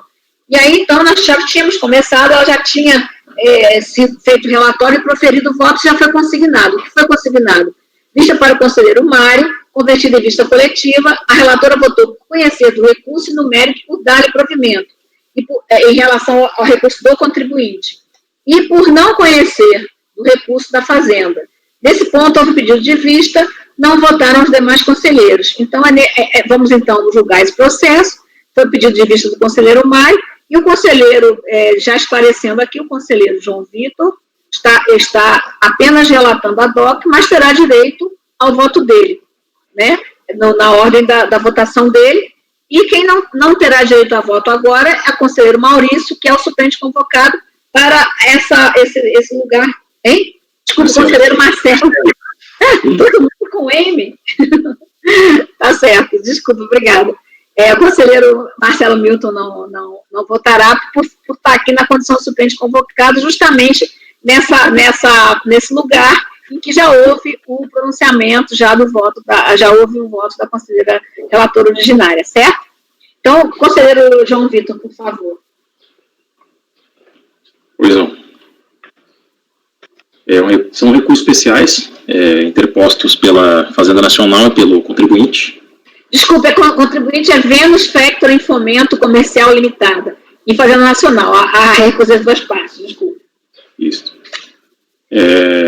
A empresa havia sido autuada por ter deixado de informar em GFIP fatos geradores de contribuições previdenciárias, então foi aplicada a multa, ela apresentou impugnação, a qual foi julgada improcedente pela DRJ, que manteve o crédito tributário exigido.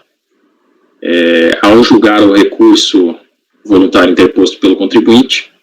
A terceira turma especial, ela deu provimento parcial ao referido recurso para determinar a exclusão das competências anteriores a 11 de 2000, inclusive em razão da decadência, e determinar a aplicação da multa mais benéfica do artigo 32.1-A da Lei 8.212, de 91.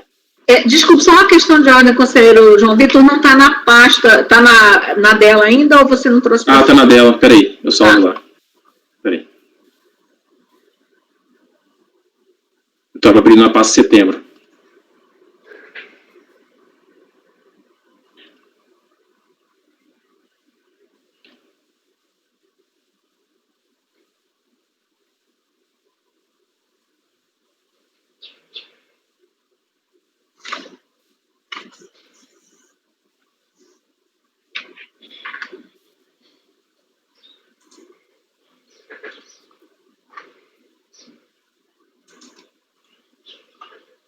Estou copiando lá, só um instante.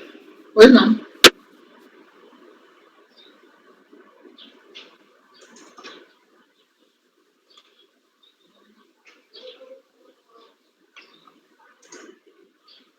Eu ponho na minha pasta mesmo, né? Sim.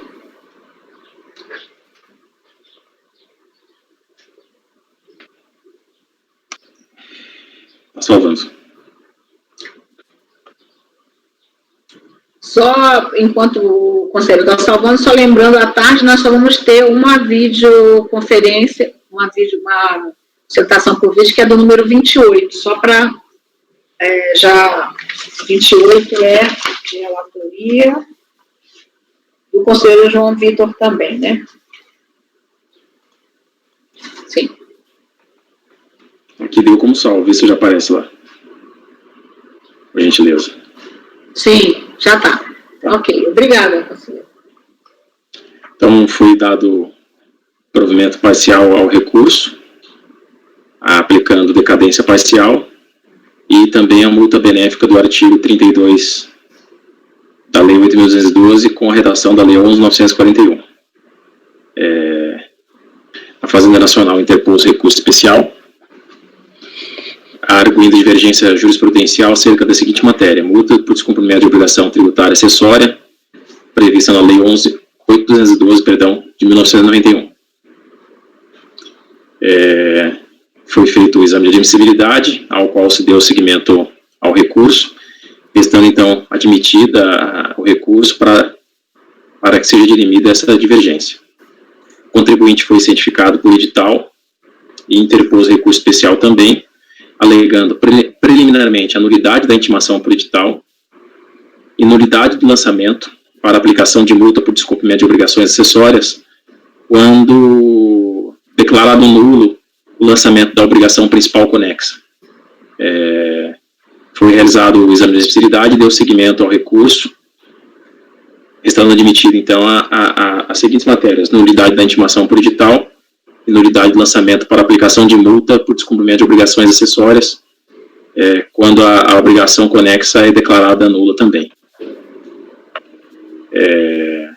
O contribuinte foi intimado, a União apresentou contrarrazões, aduzindo quanto ao mérito seus argumentos de defesa. Esse é o relatório. Posso passar o voto? Sim. Podemos? Querem algum esclarecimento? Podemos, então. Se ninguém se manifestou, podemos. Os recursos especiais interpostos pela Fazenda Nacional pelo contribuinte são tempestivos e atendem aos demais pressupostos de admissibilidade, portanto, merecem ser reconhecidos. Quanto ao mérito, o auto de infração decorre de infração ao artigo 32.4, parágrafo 5º da Lei 8.212/91, que é deixar de informar fatos geradores em GFIP. O acórdão recorrido deu parcial provimento ao recurso, e o recurso especial interposto pela Fazenda Nacional visa rediscutir justamente a multa por descumprimento da obrigação tributária acessória. Já no recurso do contribuinte, alega-se nulidade da intimação por edital e nulidade de lançamento para aplicação da multa por descumprimento da obrigação acessória. O recurso especial apresentado pelo contribuinte trouxe para análise a seguinte divergência: a autuação impossibilidade jurídica em razão da anulação da obrigação principal. A multa por descumprimento de obrigações acessórias está vinculada à obrigação principal. O que está me chamando a atenção aqui agora, lendo o relatório mais detidamente, é a questão que talvez não tenha havido enfrentamento dessa matéria de de nulidade de intimação por edital. Aí precisava verificar no exame de admissibilidade se realmente foi admitido o recurso em relação a isso. E também está aqui consignado que o voto foi por não conhecer, né, dos recursos da Fazenda. Aqui, pelo menos, ficou consignado assim. E, na verdade, aí está, os recursos são tempestivos e devem ser conhecidos. Não sei se depois do recurso... A questão essa primeira questão que o João Vitor chamou a atenção, me pareceu, eu dei uma lida, fui revisor desse processo, que teve aí o João me corrija se eu estiver errado, teve um enfrentamento, mas os argumentos do contribuinte, eles eram mais no sentido de que foi cientificado por edital, sendo que a ciência por via postal foi para um endereço diferente, e aí depois ele apresentou um recurso especial e suscitou a questão da tempestividade. Eu, assim, não sei, preciso dar uma olhada aqui de novo, mas uma vez que o recurso foi conhecido, eu acho que essa questão estaria até superada, sabe? Mas é bom dar uma olhada, porque para mim o que ele queria quando suscitou essa matéria era efetivamente ver o recurso dele acolhido, conhecido não, acolhido, e de fato foi, né? Não sei se... Entendi. Vocês dão uma olhada de novo no despacho. O despacho coloca as duas matérias, assim, dá segmento parcial, matéria A, nulidade para intimação por edital, matéria B, nulidade do lançamento para aplicação de multa por descumprimento de obrigações acessórias, quando é nulificado o lançamento para exigência da obrigação principal conexa. São essas duas matérias as que foram admitidas. O pedido era com relação a 3, e essas duas foram admitidas no despacho, né?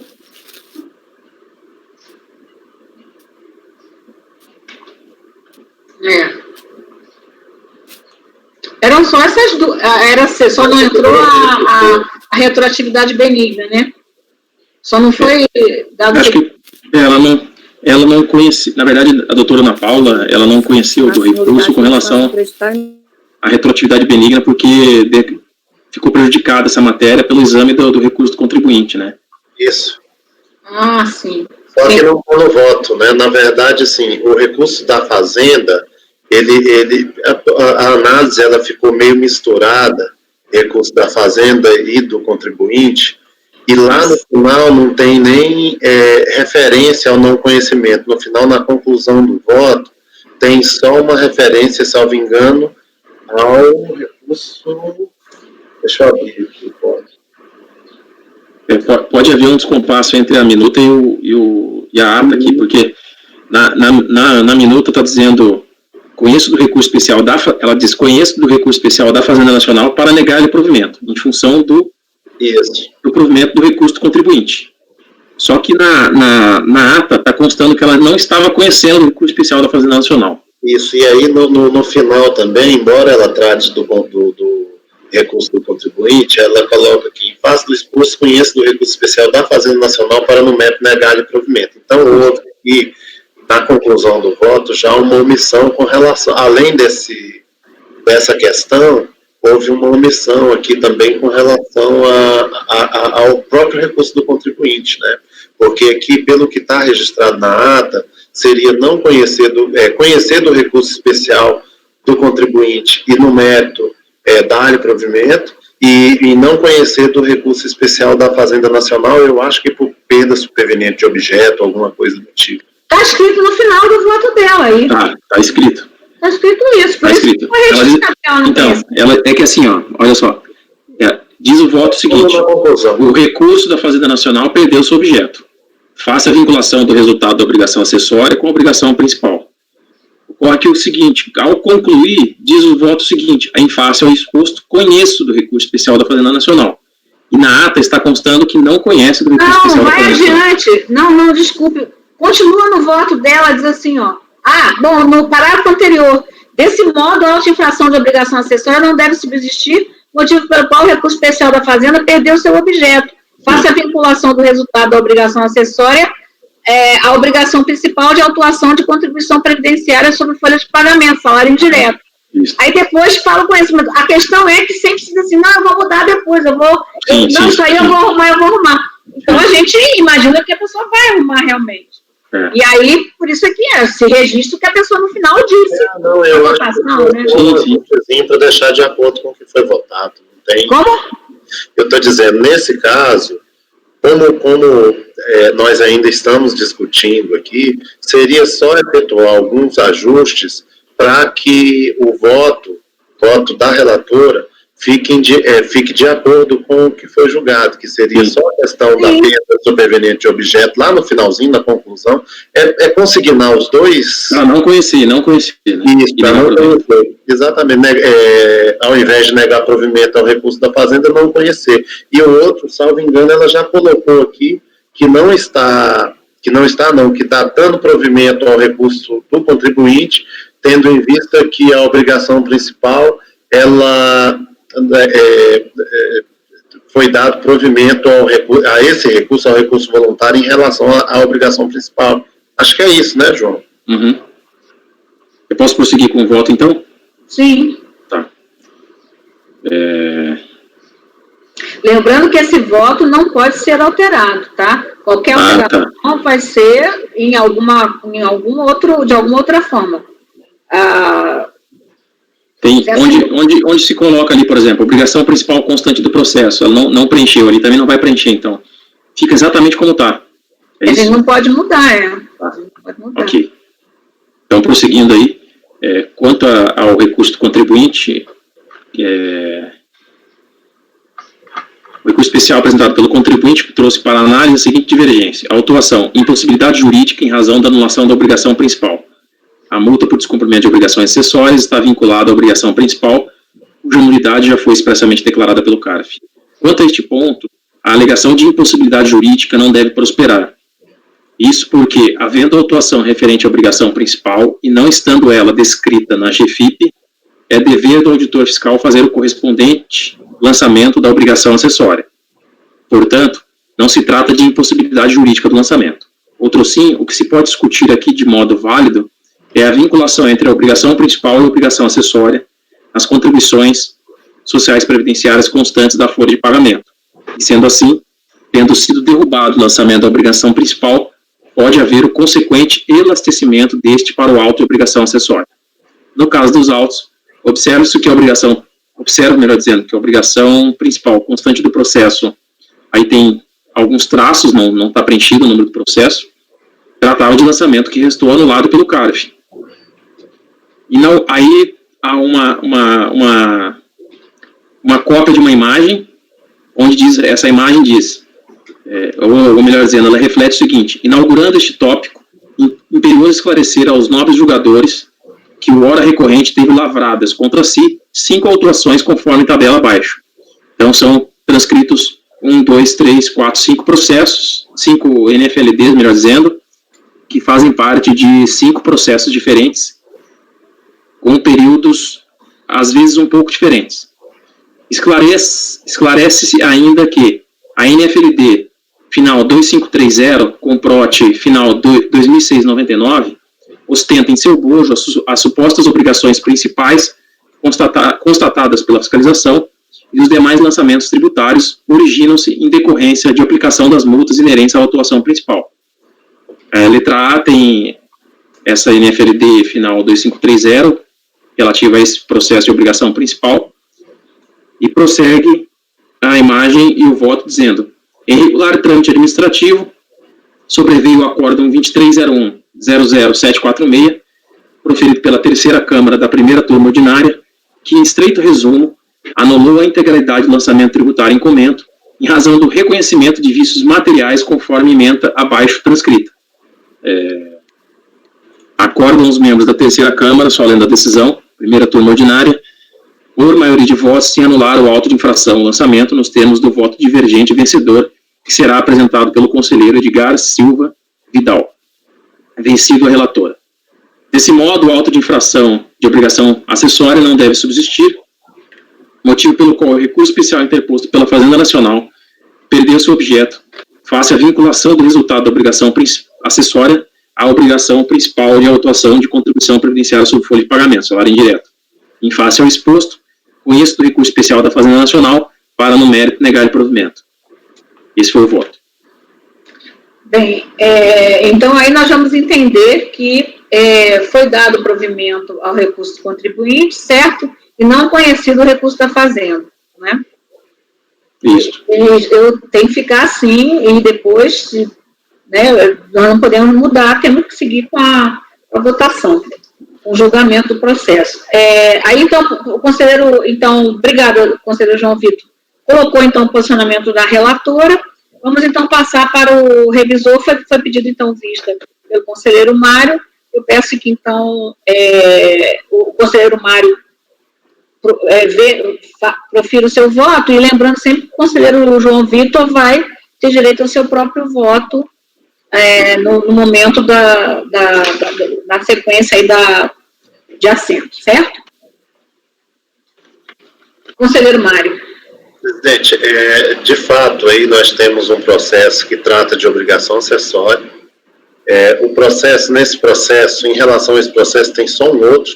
A contribuinte, ela teve, acho que umas 5 autuações no mesmo procedimento fiscal, mas em relação a esse processo especificamente, nós temos só um que é considerado vinculado, inclusive que está no termo lá de encerramento, termo de encerramento da ação fiscal, lá do procedimento fiscal, que é o processo 36.266.004283/2006-99, que é relativo ao debicad 35.840.253 final 0. E aí nós tivemos uma NFLD que foi anulada por vício material.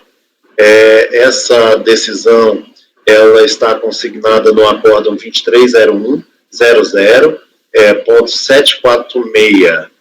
Então, o que acontece? A jurisprudência da nossa turma já se consolidou há bastante tempo, no sentido de que no processo de obrigação acessória vinculada à obrigação principal, uma vez que a principal foi anulada, uma vez que foi cancelada a obrigação principal, que a gente dá o mesmo entendimento para o que se tem na obrigação acessória vinculada. Então, eu, nesse ponto, estou acompanhando a relator, né, no sentido de, no caso aqui, é recurso do contribuinte. No sentido de dar provimento ao recurso do contribuinte. Em relação ao recurso da Fazenda Nacional, aí seria não conhecer mesmo por perda de objeto, uma vez que no recurso do contribuinte a questão já restou resolvida. Certo. Então, o conselheiro revisor está, então, acompanhando a relatora, dando provimento ao recurso contribuinte. Só uma coisa, tinha aquela questão de intimação por edital? A questão da intimação por edital, o que acontece? Ela subiu, aí eu não sei, o João ficou só como revisor, então talvez não tenha tido a oportunidade de aprofundar tanto em algumas questões aí. O que acontece na intimação por edital?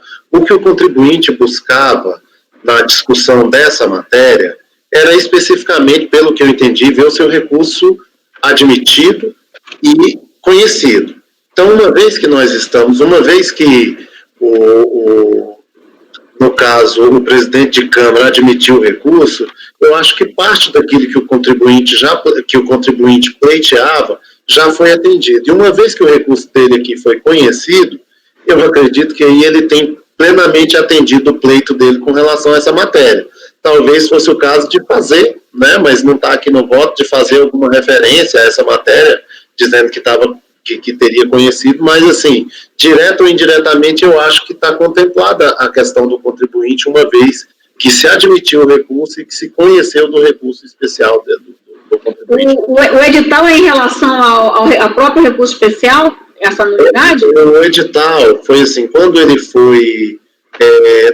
teve ciência do recurso da Fazenda, e a meu ver, isso ficou bem claro, nos autos, né, no que o contribuinte alegou lá no recurso dele, foi uma intimação pelo correio, foi para um endereço que não era o endereço que o contribuinte tinha apresentado para a fiscalização, e aí o contribuinte posteriormente pediu vista desse processo, e uma vez tendo pedido vista, ele apresentou o recurso, as contrarrazões dele, eu acho que tem contrarrazões aí, apresentou o recurso especial dele. Então, pelo que eu entendi, pelo argumento dele, o que ele queria era ver o recurso dele admitido e posteriormente conhecido. Então, eu acho que o pleito dele foi atendido. Mas então a gente precisa enfrentar isso no voto, tá? Porque sempre se admite, lógico, quando uma das matérias o próprio conhecimento, se admite porque ninguém pode votar o mérito no lugar da Câmara Superior. Se admite e se analisa a outra matéria, pelo princípio da eventualidade. Mas se chegássemos aqui e entendêssemos que não teria mesmo nulidade nenhuma nessa intimação, ficaria sem conhecer. A minha dúvida, presidente, é como foi colocado aqui que a gente não vai fazer alteração no voto, se a gente pode, quer dizer... Não, não vai fazer alteração no voto da relatora. Mas eu, por exemplo, levantaria uma preliminar de que tem que ter uma análise disso, porque foi uma matéria que foi trazida. Foi dado seguimento, aí alguém iria fazer um voto vencedor em relação a isso. Não sei se eu eu acho o seguinte, se na verdade uma das matérias, igual o recurso voluntário lá, que todo mundo está acostumado, já julgou, né, o Mário mesmo, o Marcelo, enfim, a gente, se tem alguma questão de, até para você tratar da tempestividade ou não, você tem que olhar o que está sendo falado sobre a tempestividade. Agora, não se pode, porque ele conheceu porque ele não pode entrar no mérito nisso, na admissibilidade, entendeu? Então, quem tem que conhecer, que analisar isso é aqui. O fato de ter conhecido, ele conhece pelo princípio da eventualidade, porque senão ele vai estar cerceando, ele vai estar entrando no mérito. Ficou entendido o que eu estou falando? É isso mesmo? Eu estou confundindo as coisas. É que eu tenho uma outra dúvida. O outro processo principal, final 2006-99, ele já transitou em julgado? Já não teve recurso com relação a ele. É porque o último movimento aqui que tem no site era um recurso distribuído. Recurso especial. Por mim. Só que depois disso não tem mais distribuído. Deixa eu só dar uma olhada. Sorteado para relator Caio Marcos Cândido. Movimento. Dá uma olhada só para eu ver, mas se eu bem me lembro, ele já tinha sido resolvido. É o recurso distribuído, pode ter sido para admissibilidade, pode ser para admissibilidade, de repente. Que o Caio era o presidente da Câmara, né? Morreu na admissibilidade porque esse processo, e isso aí, se eu bem me lembro, eu olhei lá no Comprote, esse processo já está arquivado, ele não consta aqui nos registros aqui do e-processo, não tem ele, não. Então, ele é um processo que já morreu aí na questão do acórdão de Câmara de turma ordinária. Bom, confirmando-se, então, que é uma matéria de recurso, a própria tempestividade desse mesmo recurso, não é isso? E está se questionando a intimação por edital, a admissibilidade não poderia ter feito diferente, né? Ela teria que ter... exatamente, se ela deu seguimento, e aí ela vai na outra matéria, e aqui, se nós entendêssemos que não houve nulidade, porque aí era o mérito da nulidade da intimação, aí simplesmente não conheceríamos aqui. Mas se estamos conhecendo, estamos até dando provimento, temos que enfrentar esse mérito. Presidente, só fazendo um adendo no que eu tinha falado em relação ao processo principal, e que tem, na verdade, verificando aqui nos autos, tem realmente uma admissibilidade, mas é uma admissibilidade negando segmento. Um exame de admissibilidade negando segmento, só para ficar mais claro. Tá? Certo. Aí parou aí, né? Não teve morreu tudo, não teve. Ok, então, é esclarecido, Rita? Tá. Então, eu creio que a gente precisa, em relação ao recurso contribuinte, primeiro, fazer o julgamento sobre a própria tempestividade dele.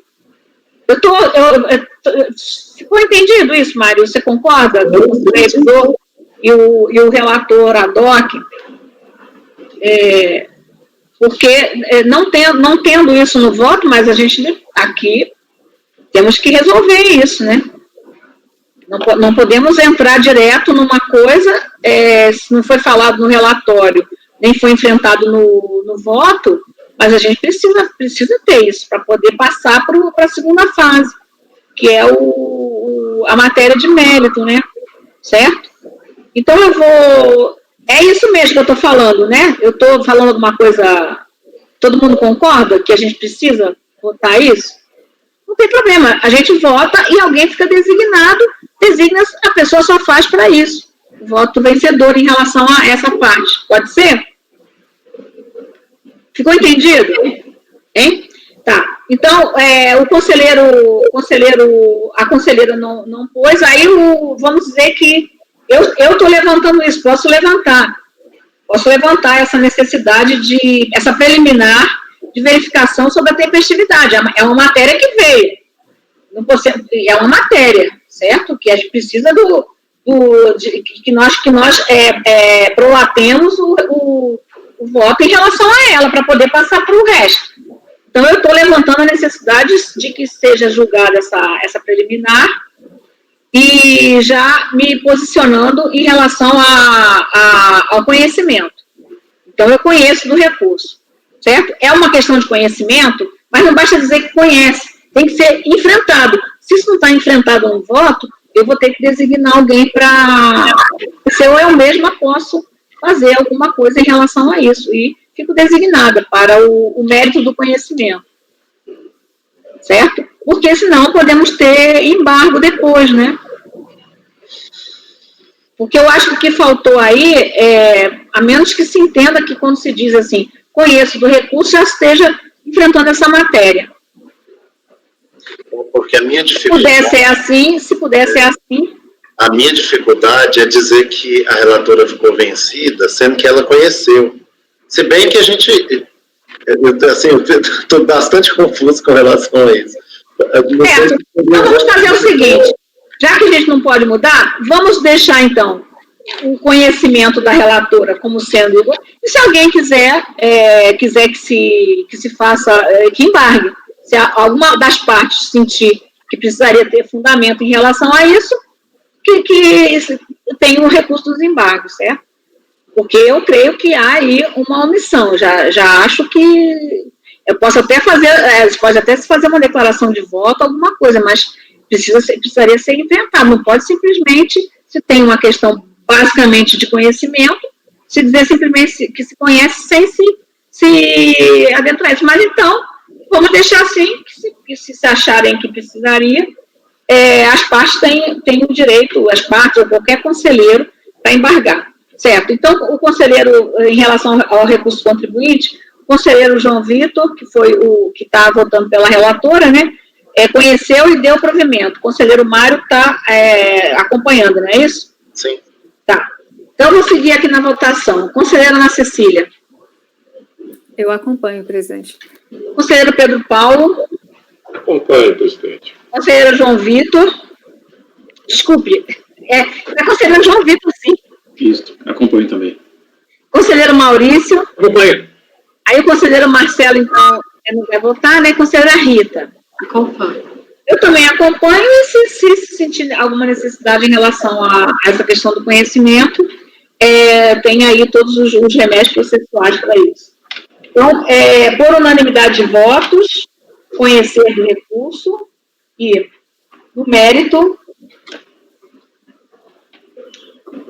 dar-lhe provimento em relação ao recurso do contribuinte, certo? Em relação ao recurso da PGFN. Por favor, conselheiro João Vitor.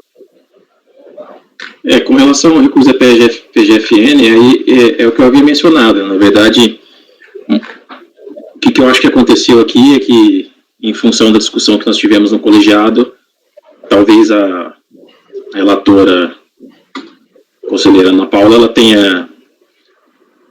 tenha dito que ia mudar o voto com relação ao conhecimento para não conhecer. Porque na minuta aqui está constando que ela conhece do recurso especial da Fazenda Nacional para, no mérito, negar o provimento, quando, na verdade, em ato, está constando não conhecer. Mas antes tem a especificação, no mínimo teria uma... Mas é que porque eu estou dizendo isso porque é outro, vamos dizer assim, é outra possibilidade de embargos, né? Sim. Outra possibilidade de embargos. Sim, é a questão da contradição, mas, enfim, nós aqui não se conhece, você também não está conhecendo, né, pela falta do objeto, que a gente já viu, até que já teve a decisão definitiva, né, lá Então, não conhecer aí por perda de objeto, não é isso? Para constar no deciso. Na verdade... Porque isso o colegiado pode votar, no voto da relatora está falando que é perda de objeto, não é? Também, né, no anterior. Sim, está falando em perda de objeto, mas tratou como mérito, né? A minuta em si tratou como mérito. E não como conhecimento. Sim, conselheiro Mário. Eu acompanho, presidente. Conselheira Ana Cecília. Acompanho. Conselheiro Pedro Paulo. Acompanho. Conselheiro João Vitor, conselheiro João Vitor mesmo. Aí só esclarecendo, então, eu estaria acompanhando para não conhecer do recurso especial da Fazenda Nacional. Sim. Conselheiro Maurício. Acompanho para não conhecer. Conselheira Rita. Acompanho. Eu também acompanho, e eu vou colocar aqui que a unanimidade foi não conhecer, pode até por perda de objeto, porque aí também, se tiver que ter embargo, vai se fazer, né? Então, por unanimidade de votos, não conhecer do recurso da Fazenda, né, em relação a não conhecer do recurso por perda de objeto. Perda de objeto. Certo. Bem, então aqui, gente, vamos... então, estou proclamando aqui o resultado do contribuinte por unanimidade de votos conhecer do mérito da provimento e por unanimidade de votos não conhecer do recurso da Fazenda por perda de objeto. Então, retornamos às 14, pode ser? Combinado. Certo? Combinado. Então, até às 14, bom almoço para todos, obrigada. E podemos, então, interromper a gravação, por favor, apoio.